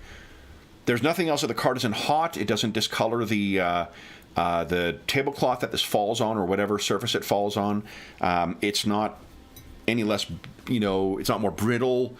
It's just the whole thing is perfectly black in the way that it was perfectly white before. That is more Golak's business, I suppose. Interesting.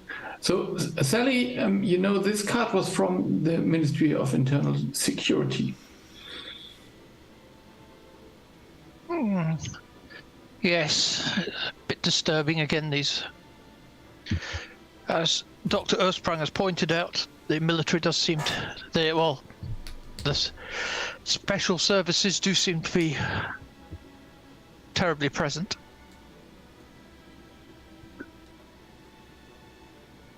I wonder why they look like Golak so much.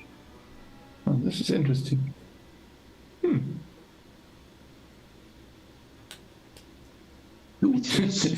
Do we know if he works for them?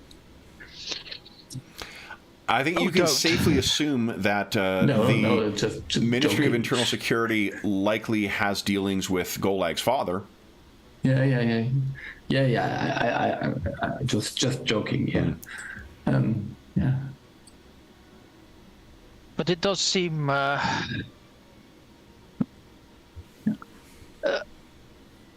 we can't avoid this dratted ministry. That's Could we just out of curiosity put some of the flowers near the picture in Golag's office? You could definitely Near the pick that up. painting? Yeah. With Sovin's, he kind of, harumphs a little bit about Master Golag's, privacy. But if you press the matter, he's not going to prevent you from doing it. Yeah. It's just because, maybe his future girlfriend, sent those flowers. It seems so. Okay, so if you bring them upstairs, you can picture it's a vase with sprigs, like fairly straight sticks kind of coming out, and then each of them has the white blossoms all over it. You're able to bring that thing upstairs in the vase. You step into Golag's room, and there's that giant, Frazetta-esque thing of our swords and sorcery version of Golag standing atop a ziggurat of some kind, a scantily clad woman that seems remarkably like Vesta King, clinging to the side of his one leg. There's a six-legged green tiger on the other one. So you see this thing, and it still seems... I'll leave it to you to decide how your characters feel about this, but there is most certainly a disquieting aspect to being near this thing. What do you do, Basil? You've got this thing. It's set up fairly high, so you can picture it's a little higher up for you because you're Yasaki. Okay. Could you just hold the flowers near the painting, maybe, Sylvan? Well, Sylvan, you're carrying the phone. Unless you insist on him carrying them, you're the one who's carrying it. No. I would just... but I think that maybe he was following me all along, just to watch over me. Oh, he's most definitely following you. If nothing happens, we will just walk out. I'm very keen on privacy myself. So you grab. He comes into the room. He picks up the thing. The curtains are still drawn in here too, so you're having to kind of like carry. He sets aside a lantern, or maybe they just to turn up the gas light in here so that the lights are lit. He grabs the thing. He picks it up and then moves it close to the painting. Mm-hmm. And as soon as it gets within about 3 inches of the painting, the petals begin drying up and then dropping down, falling atop the dresser that is in front of that. And he continues moving it closer. They're dropping away as if, I think we've seen enough. He stops and he looks down. Someone will have to clean that up. And he turns and he hands the thing to you and calls out once again for Mrs. What's her name? The servant? Yeah. Yeah. Claire. Yeah. Tabina, right. Claire Tabina, yeah. Mrs. Tabina, there is a mess. And but you're looking at this too, and like these things, it's as if these lush, petals suddenly underwent weeks of withering and drying. They seem like they'd be appropriate for use in potpourri at this point. And if you try and touch one of them, they break apart like autumn's leaves. Yeah. I think, Sylvan, now we know that there is some magic going on with this painting. Indeed, sir. Also, so we have really cause for concern. If you say, sir. Yes. So thank you very much. We will now leave this room to the deserved privacy. So Mr. Biner is making her way up, and she says, "Sir," as carrying a broom and dust basin or whatever. So, Basil and Sally, anything else you wish to do? Where do you place those flowers, by the way? The vase, where do you want it placed? Just back on the table? Yeah, maybe. Okay. Why not? You place Maybe them. that'll be a good hint to Golag when he sees it. Okay. I look at Sally. So it seems like maybe those Miss people are actually on our side. Could you believe? I find it hard to believe, honestly. They all seem very creepy to me. And sinister. Yeah. So, and Dr. Ersprung, was it that you were heading back to the office or you were heading back to the mission? Yeah, I always stay at the mission now. Okay. So after the photographs are delivered, there is two, I believe they got 2 shots off. And it depicts what you expect. It's an angle from the, what do you call it, from the alleyway looking towards the fight that you guys had with those things. If you collect those, are you intending on having the evening at the mission? You would know that Dr. Ersprung is spending every night there anyway. Yeah. If you are, then Sylvan will prepare a meal for you guys to bring. Yeah. Yeah, I think we should go there, or at least one of us, Sally. The last time we left him there, he almost died. That's true. Then, Sylvan, could you get my dress boxed up and ready to take over, and I will change there for the event. If indeed, madam. And he has everything prepared for you. Anything else you wish to bring to the mission at Barrowhead? No. So the charity event is at the mission itself? No. The charity event is actually at Ms. because of yes, Sally's I friend. remember. Yes, yeah. Yeah, I her remember home. that. Yeah. So, I think Golag will attend in some form, I suppose. So maybe he could fetch us. Golag could. So just like other campaigns, if a player's not here, just assume that we don't ignore the character, ignore their character whatsoever. Just because it's much easier to do that than trying to. No, I was just thinking that someone would pick us up there and just drive us there. Okay, so whatever. So you guys can find your way there. Yeah. If what you want to do is make your way to Barrowhead, you can certainly find some way of doing that, whether that's hailing a cab or whether it's. So and there's nothing else you wish to bring? I don't have anything in mind, but okay. So then you will be heading down. I think you guys probably arrive shortly before Dr. Ersprung, and you find that the lights are all on and such, and it is he's managed to convince Betty to leave with Dr. Risewell, but Cyrus is still here. So as you guys come in, he says, can I help you with that at all, ma'am? Figs to bring from the car. Please do, yes. I'll collect that. Please. Have you seen the doctor yet? Be careful. Oh, careful is my middle name. It's actually Randall, but it should be considered careful. So he goes and collects everything, brings it in, and sets down everything in there. Also takes the, what do you call it, brings the food in. Oh, has someone been cooking as well?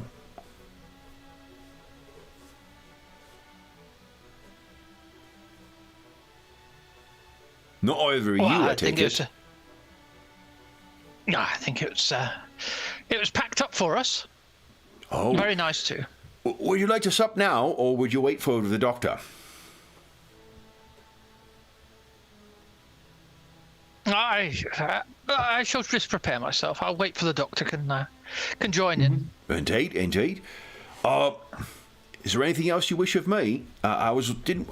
You're here for the evening, are you? Yeah. Do you know if there is like normally I would say that there are some people, I don't know, at the outside of the clinic hanging around, maybe starting begging or something like that? Not really, yeah. This neighborhood's not got a lot of, not a right place for begging. Yeah. So you see, I would, yeah. Okay. Has anyone approached you like, I don't know, like they are the local, insurance or something that? What you mean, gang? Yes. I would. I wanted to find more fancy words. Yet, Not me. You're right. Not me. Yeah. No, sir. Not as of yet. Are you looking to make inroads with them? Make peace with No. local troublemakers, as it were?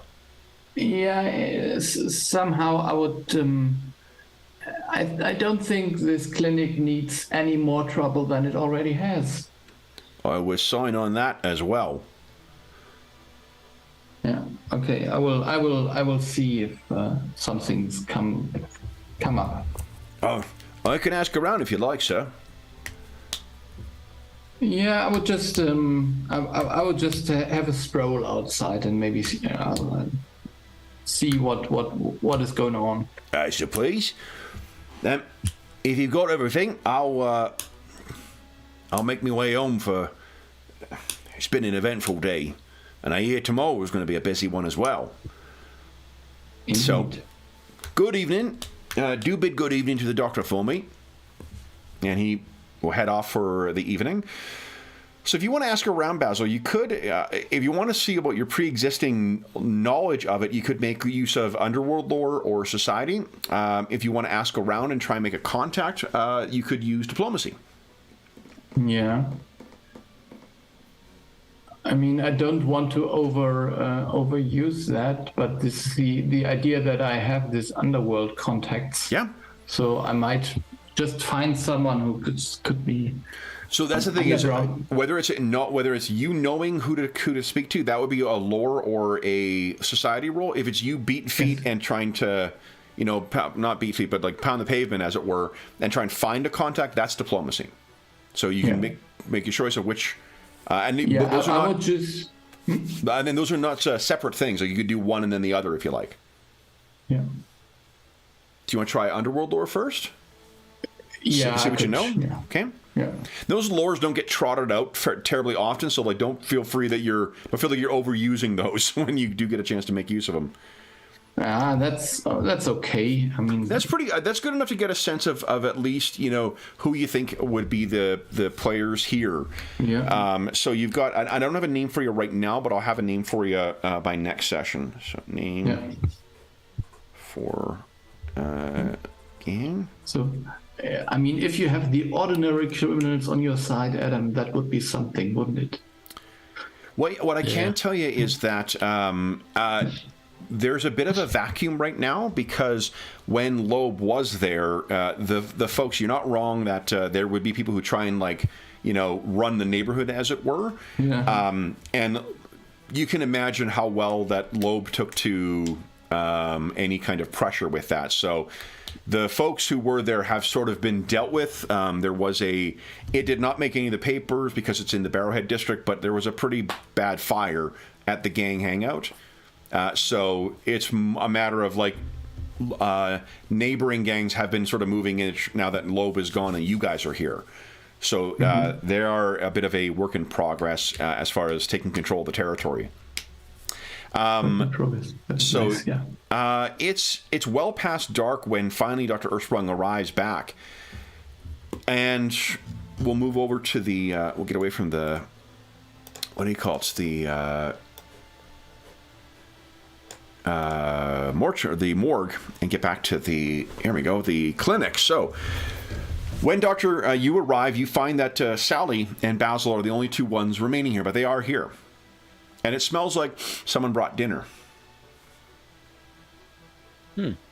Yeah, I mean, I'll get straight to the point and explain what I've been doing at the coroner's, and I get out all my drawings and spread them across the table.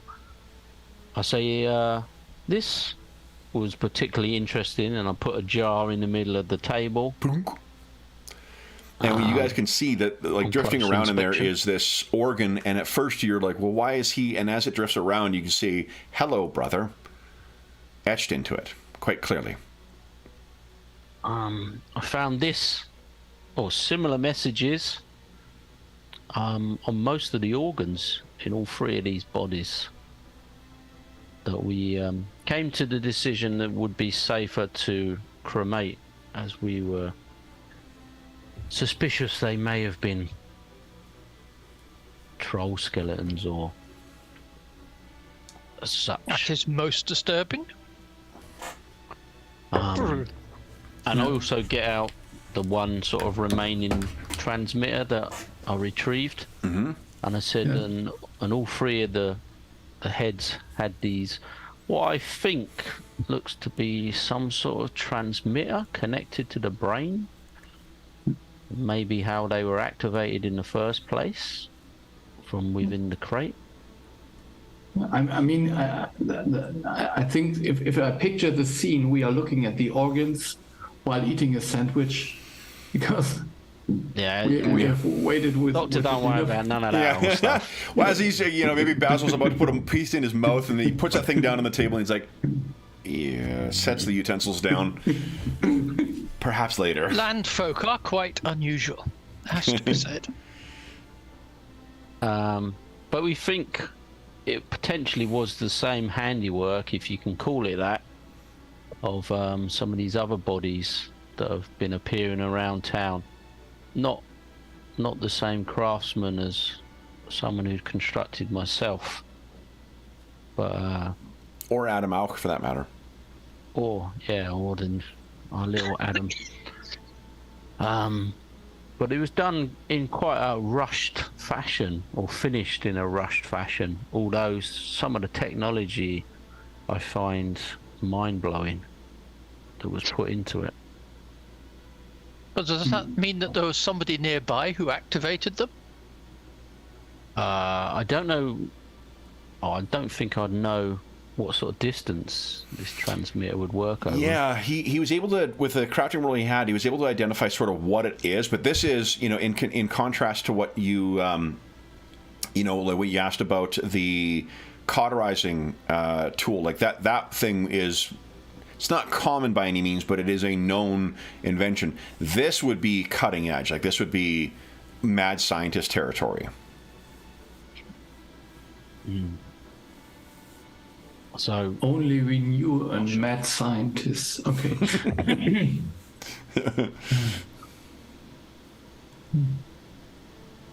But yeah, this is something above my level of expertise.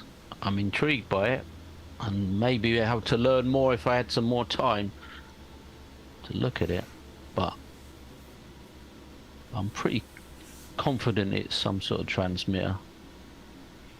It's just not that I understand how such things work, but they must, to know when to do it, you'd need to be able to see it, no? Anyway, maybe not important. Quite possibly from a taller building, maybe, or I'm not sure. Wow. You guys all looked up, right, when you were dealing with those things? No, I just wanted to just one remark, and then maybe. So the only thing that I find interesting, so if someone leaves you this message, then maybe this person expects you to know something, to be remembered of something. That could be very well the case, but I don't know. So, and we didn't look up. Do you mean a real brother, or do you mean a brother of one of the previous owners of this body? Yes, maybe exactly. Something like that. An intriguing thought. Maybe you could get a memory back, something like that. But I have the feeling that something is in the air. Maybe we should find out more about the families of these two doctors who died. Did they have brothers? If it's meant in that way, yes, certainly. I am Is rather there- literal, I know, but Or is there another creation similar to myself by the same hand?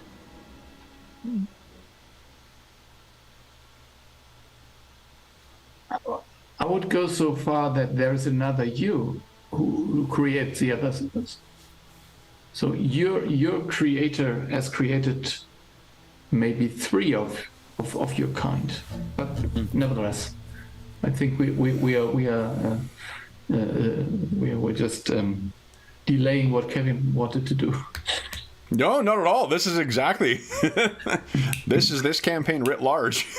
You guys piecing together stuff and talking things over. This is exactly my bread and butter for this game. well, I'll have another sardine in the meantime.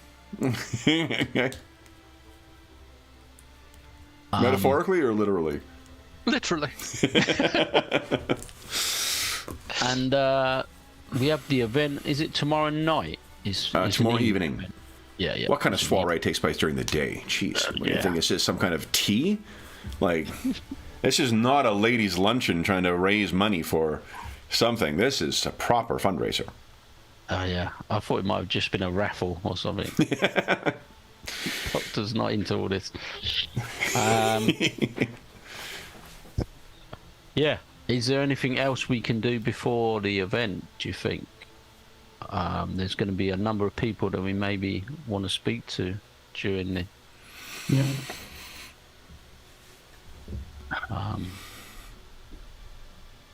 Maybe could look up the family of these deceased doctors, maybe?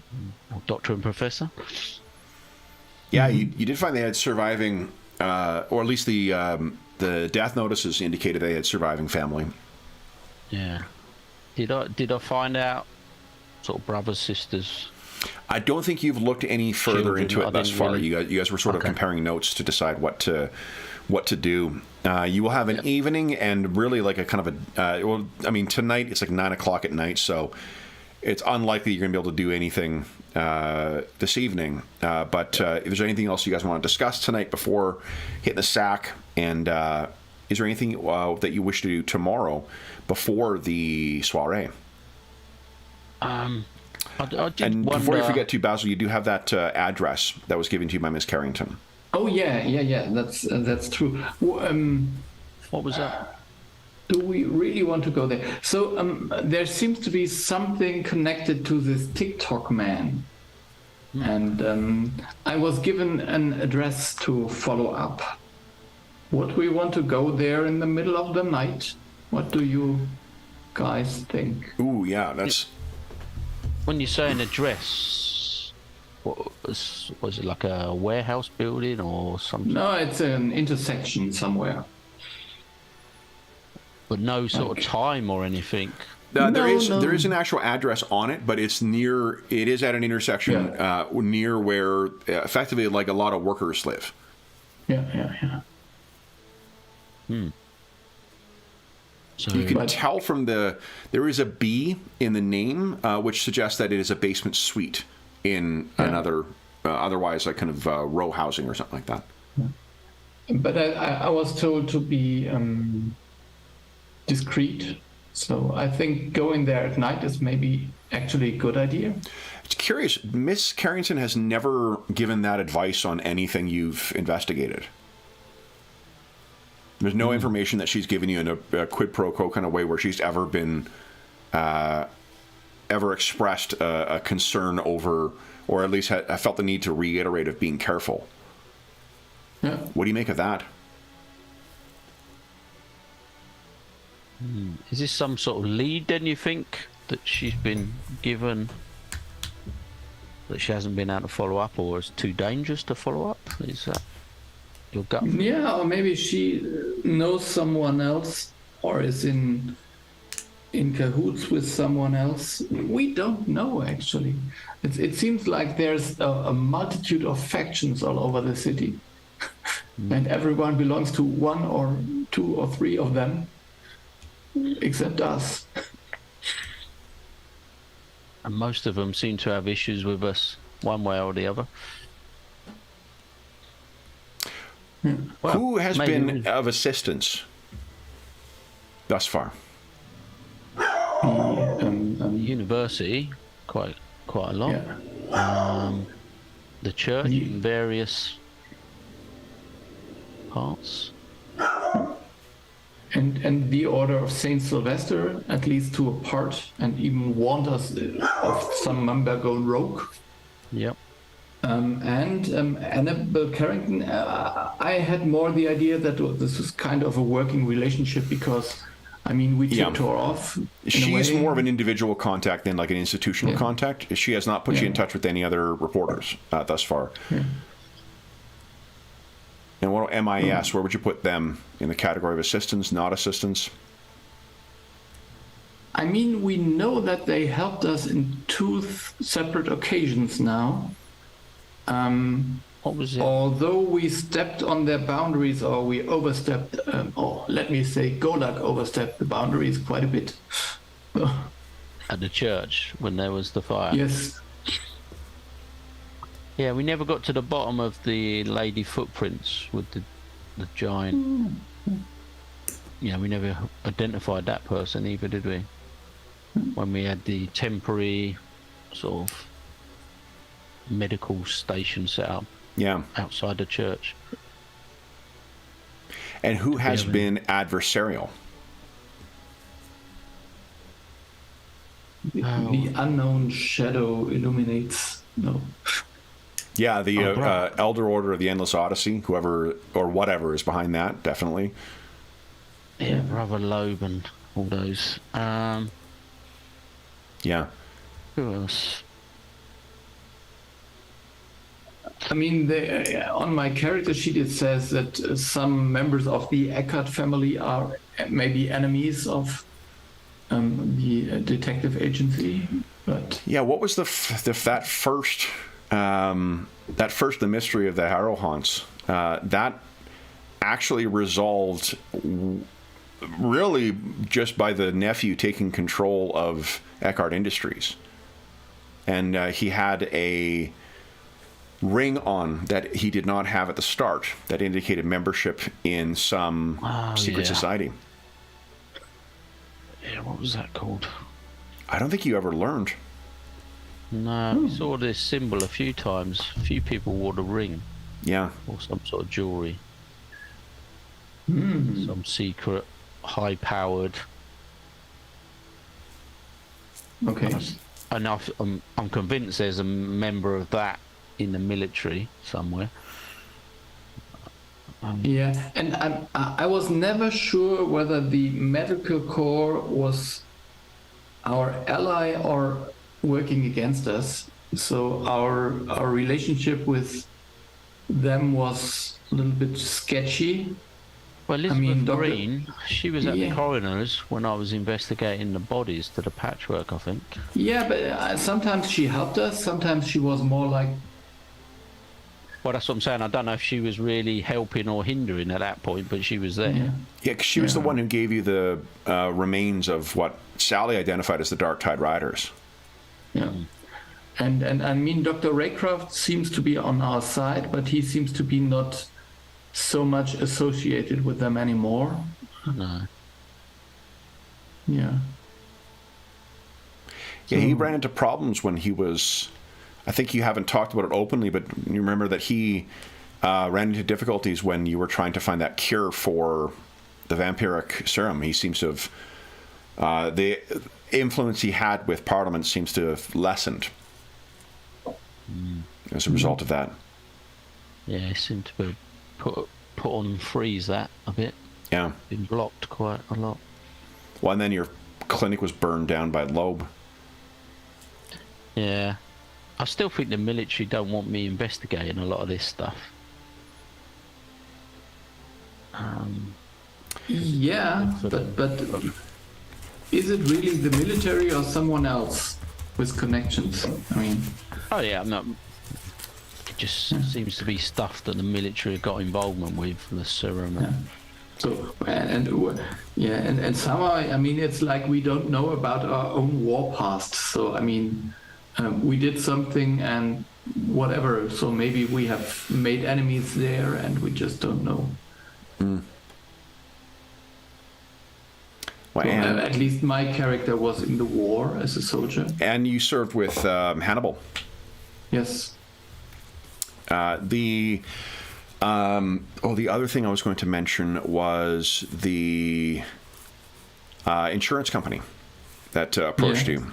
That likewise, they're fairly not nearly as powerful as the others. Oh, and the victims of the TikTok man, or it's members of domestic and foreign governments that have been targeted by him. Yeah. That's why he's been making the news. Is certain members of the government and members of foreign delegations have been targeted. Yeah. Do we know if those were like, let me say, moderate or conservatives, or could we just You guys haven't looked into it really, apart from the sensational ways that this TikTok man appears and seems to say repent, or leaves the marking of repent on the wall. There isn't any other specific information you've looked into yet. Okay. I mean, that has been more of a peripheral story for you guys for this for the entire summer. So it hasn't really been a focus of of any of your investigations. So, But I'm out of office. I can't work from here. yeah, he's looking at the bare wall. There's so little string on this wall. So with that, guys, we'll bring Chapter 5 to a close, and I think Chapter 6 will be the long awaited charity fundraising event. I'm sure nothing will go wrong with that. For those listening at home, thank you so much for joining us for Chapter 5 of the Patchwork Pauper mystery. As is always the case, if you have any comments, questions, or concerns regarding the session, the campaign I'm telling him, or the game we're playing, please don't hesitate to leave a comment in the comment section down below, and we'll endeavor to reply in a timely fashion. There's also a link down below in the description of this video to the Dungeon Musings Discord server, where all of us are active, and there are channels there dedicated to this campaign, every other campaign we run on the channel, as well as a ton of other great channels and a ton of great people. For those who may be curious as well, when we've done in one of our other campaigns on the channel a retrospective once we reached a certain point. We're planning on doing a retrospective for this one too, but we're going to do that when we conclude the Patchwork Pauper mystery. So we will be doing, if you have any questions or concerns or comments about the campaign in general that you want the players to address or me to address, you can either save those for that stream, or you can post a comment and I'll be sure to pass it along to the players so they can think that over before our retrospective. There's also a link down below to our friends at Noble Knight Games. Noble Knight Games is the preeminent unionized retailer of hard-to-find and out-of-print RPGs in North America. Not only do they have an amazing selection of hard-to-find and out-of-print RPGs, they also have a wide selection of new role-playing games, board games, and card games. If they do not have in stock something you're looking for, you can often put it on a want list, and they will send you an email when they have it in stock. And if you make a purchase of $10 or more through their website, be sure to enter the code THEMUSE at checkout, and you will save yourself 10% on a purchase. If you're listening to this at another time, just come back to one of our more recent videos, and you'll find whatever the current discount code is, because it changes about every 4 months or so. There is also a link down below to the Heroes Save Villages campaign. That is the charity fundraising campaign we run on the channel. It benefits the SOS Children's Villages International Charity, a really amazing organization active in over 130 countries, benefiting over 80,000 orphan and abandoned children. And right now we have, first off, all donations that go through that link go directly to SOS Children's Villages International. None of it comes to the channel or any other middlemen, just goes to go help the kids who benefit from their services. And as a small way of saying thank you, for one, every $25 Canadian that you donate gives you one chance to win the grand prize or one of the other great prizes in our next charity raffle. One of those prizes will be an opportunity to play in a one-shot with myself and some of the players from the player roster.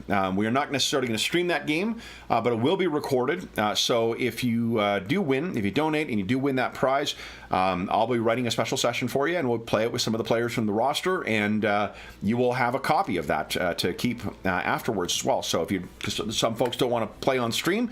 In addition to that, there's a bunch of great gaming stuff that we'll have that we'll announce particulars of as it gets closer to the raffle in June of 2023.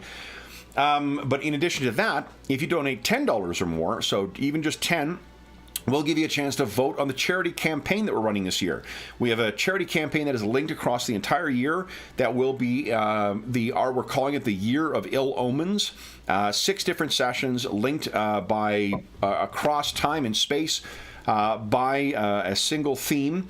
And an ongoing story, and donors will have a chance to vote. Right now, there still is, for another couple of hours at the time of recording, an opportunity to vote on the epoch and the era. So if you donate $10 to the Hero Save Villages campaign, you'll have a chance to vote on that. And then later tonight, until next week, you'll be voting on the heroes and the game we'll be using for that first session in the Year of Ill Omens campaign. Once that's over, if you donate $10 before, I think it's May of 2023, you'll have a chance to vote on all the adventures that we're running for the first 6 months of the year. And then after that, we'll be having the next 6 months, and options will include voting for ways to affect the story in between, the type of characters we're playing, and the games we're playing for all 3 sessions for the first half of the year. So $10 is all you need to donate. And again, all donations go towards the kids who benefit from the SOS Children's Villages International Charity. You do not need to, none of it goes to us. It just goes to help out those kids, and you'll help us shape this year-long campaign. And if you donate $25 or more, you get a chance to win not only some cool gaming stuff, but potentially a chance to play with us. The last thing I will say is a huge thank you to our stalwart players for today. So, James, Ingolf, and Darren, thank you so much for playing today, guys.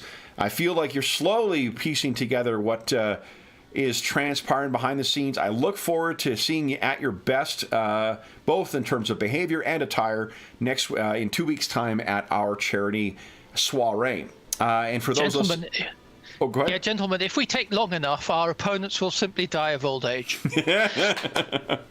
Then, for those listening at home, thank you so much for joining us for this most recent chapter of the Spires of Paridar campaign in large and the Patchwork Pauper mystery.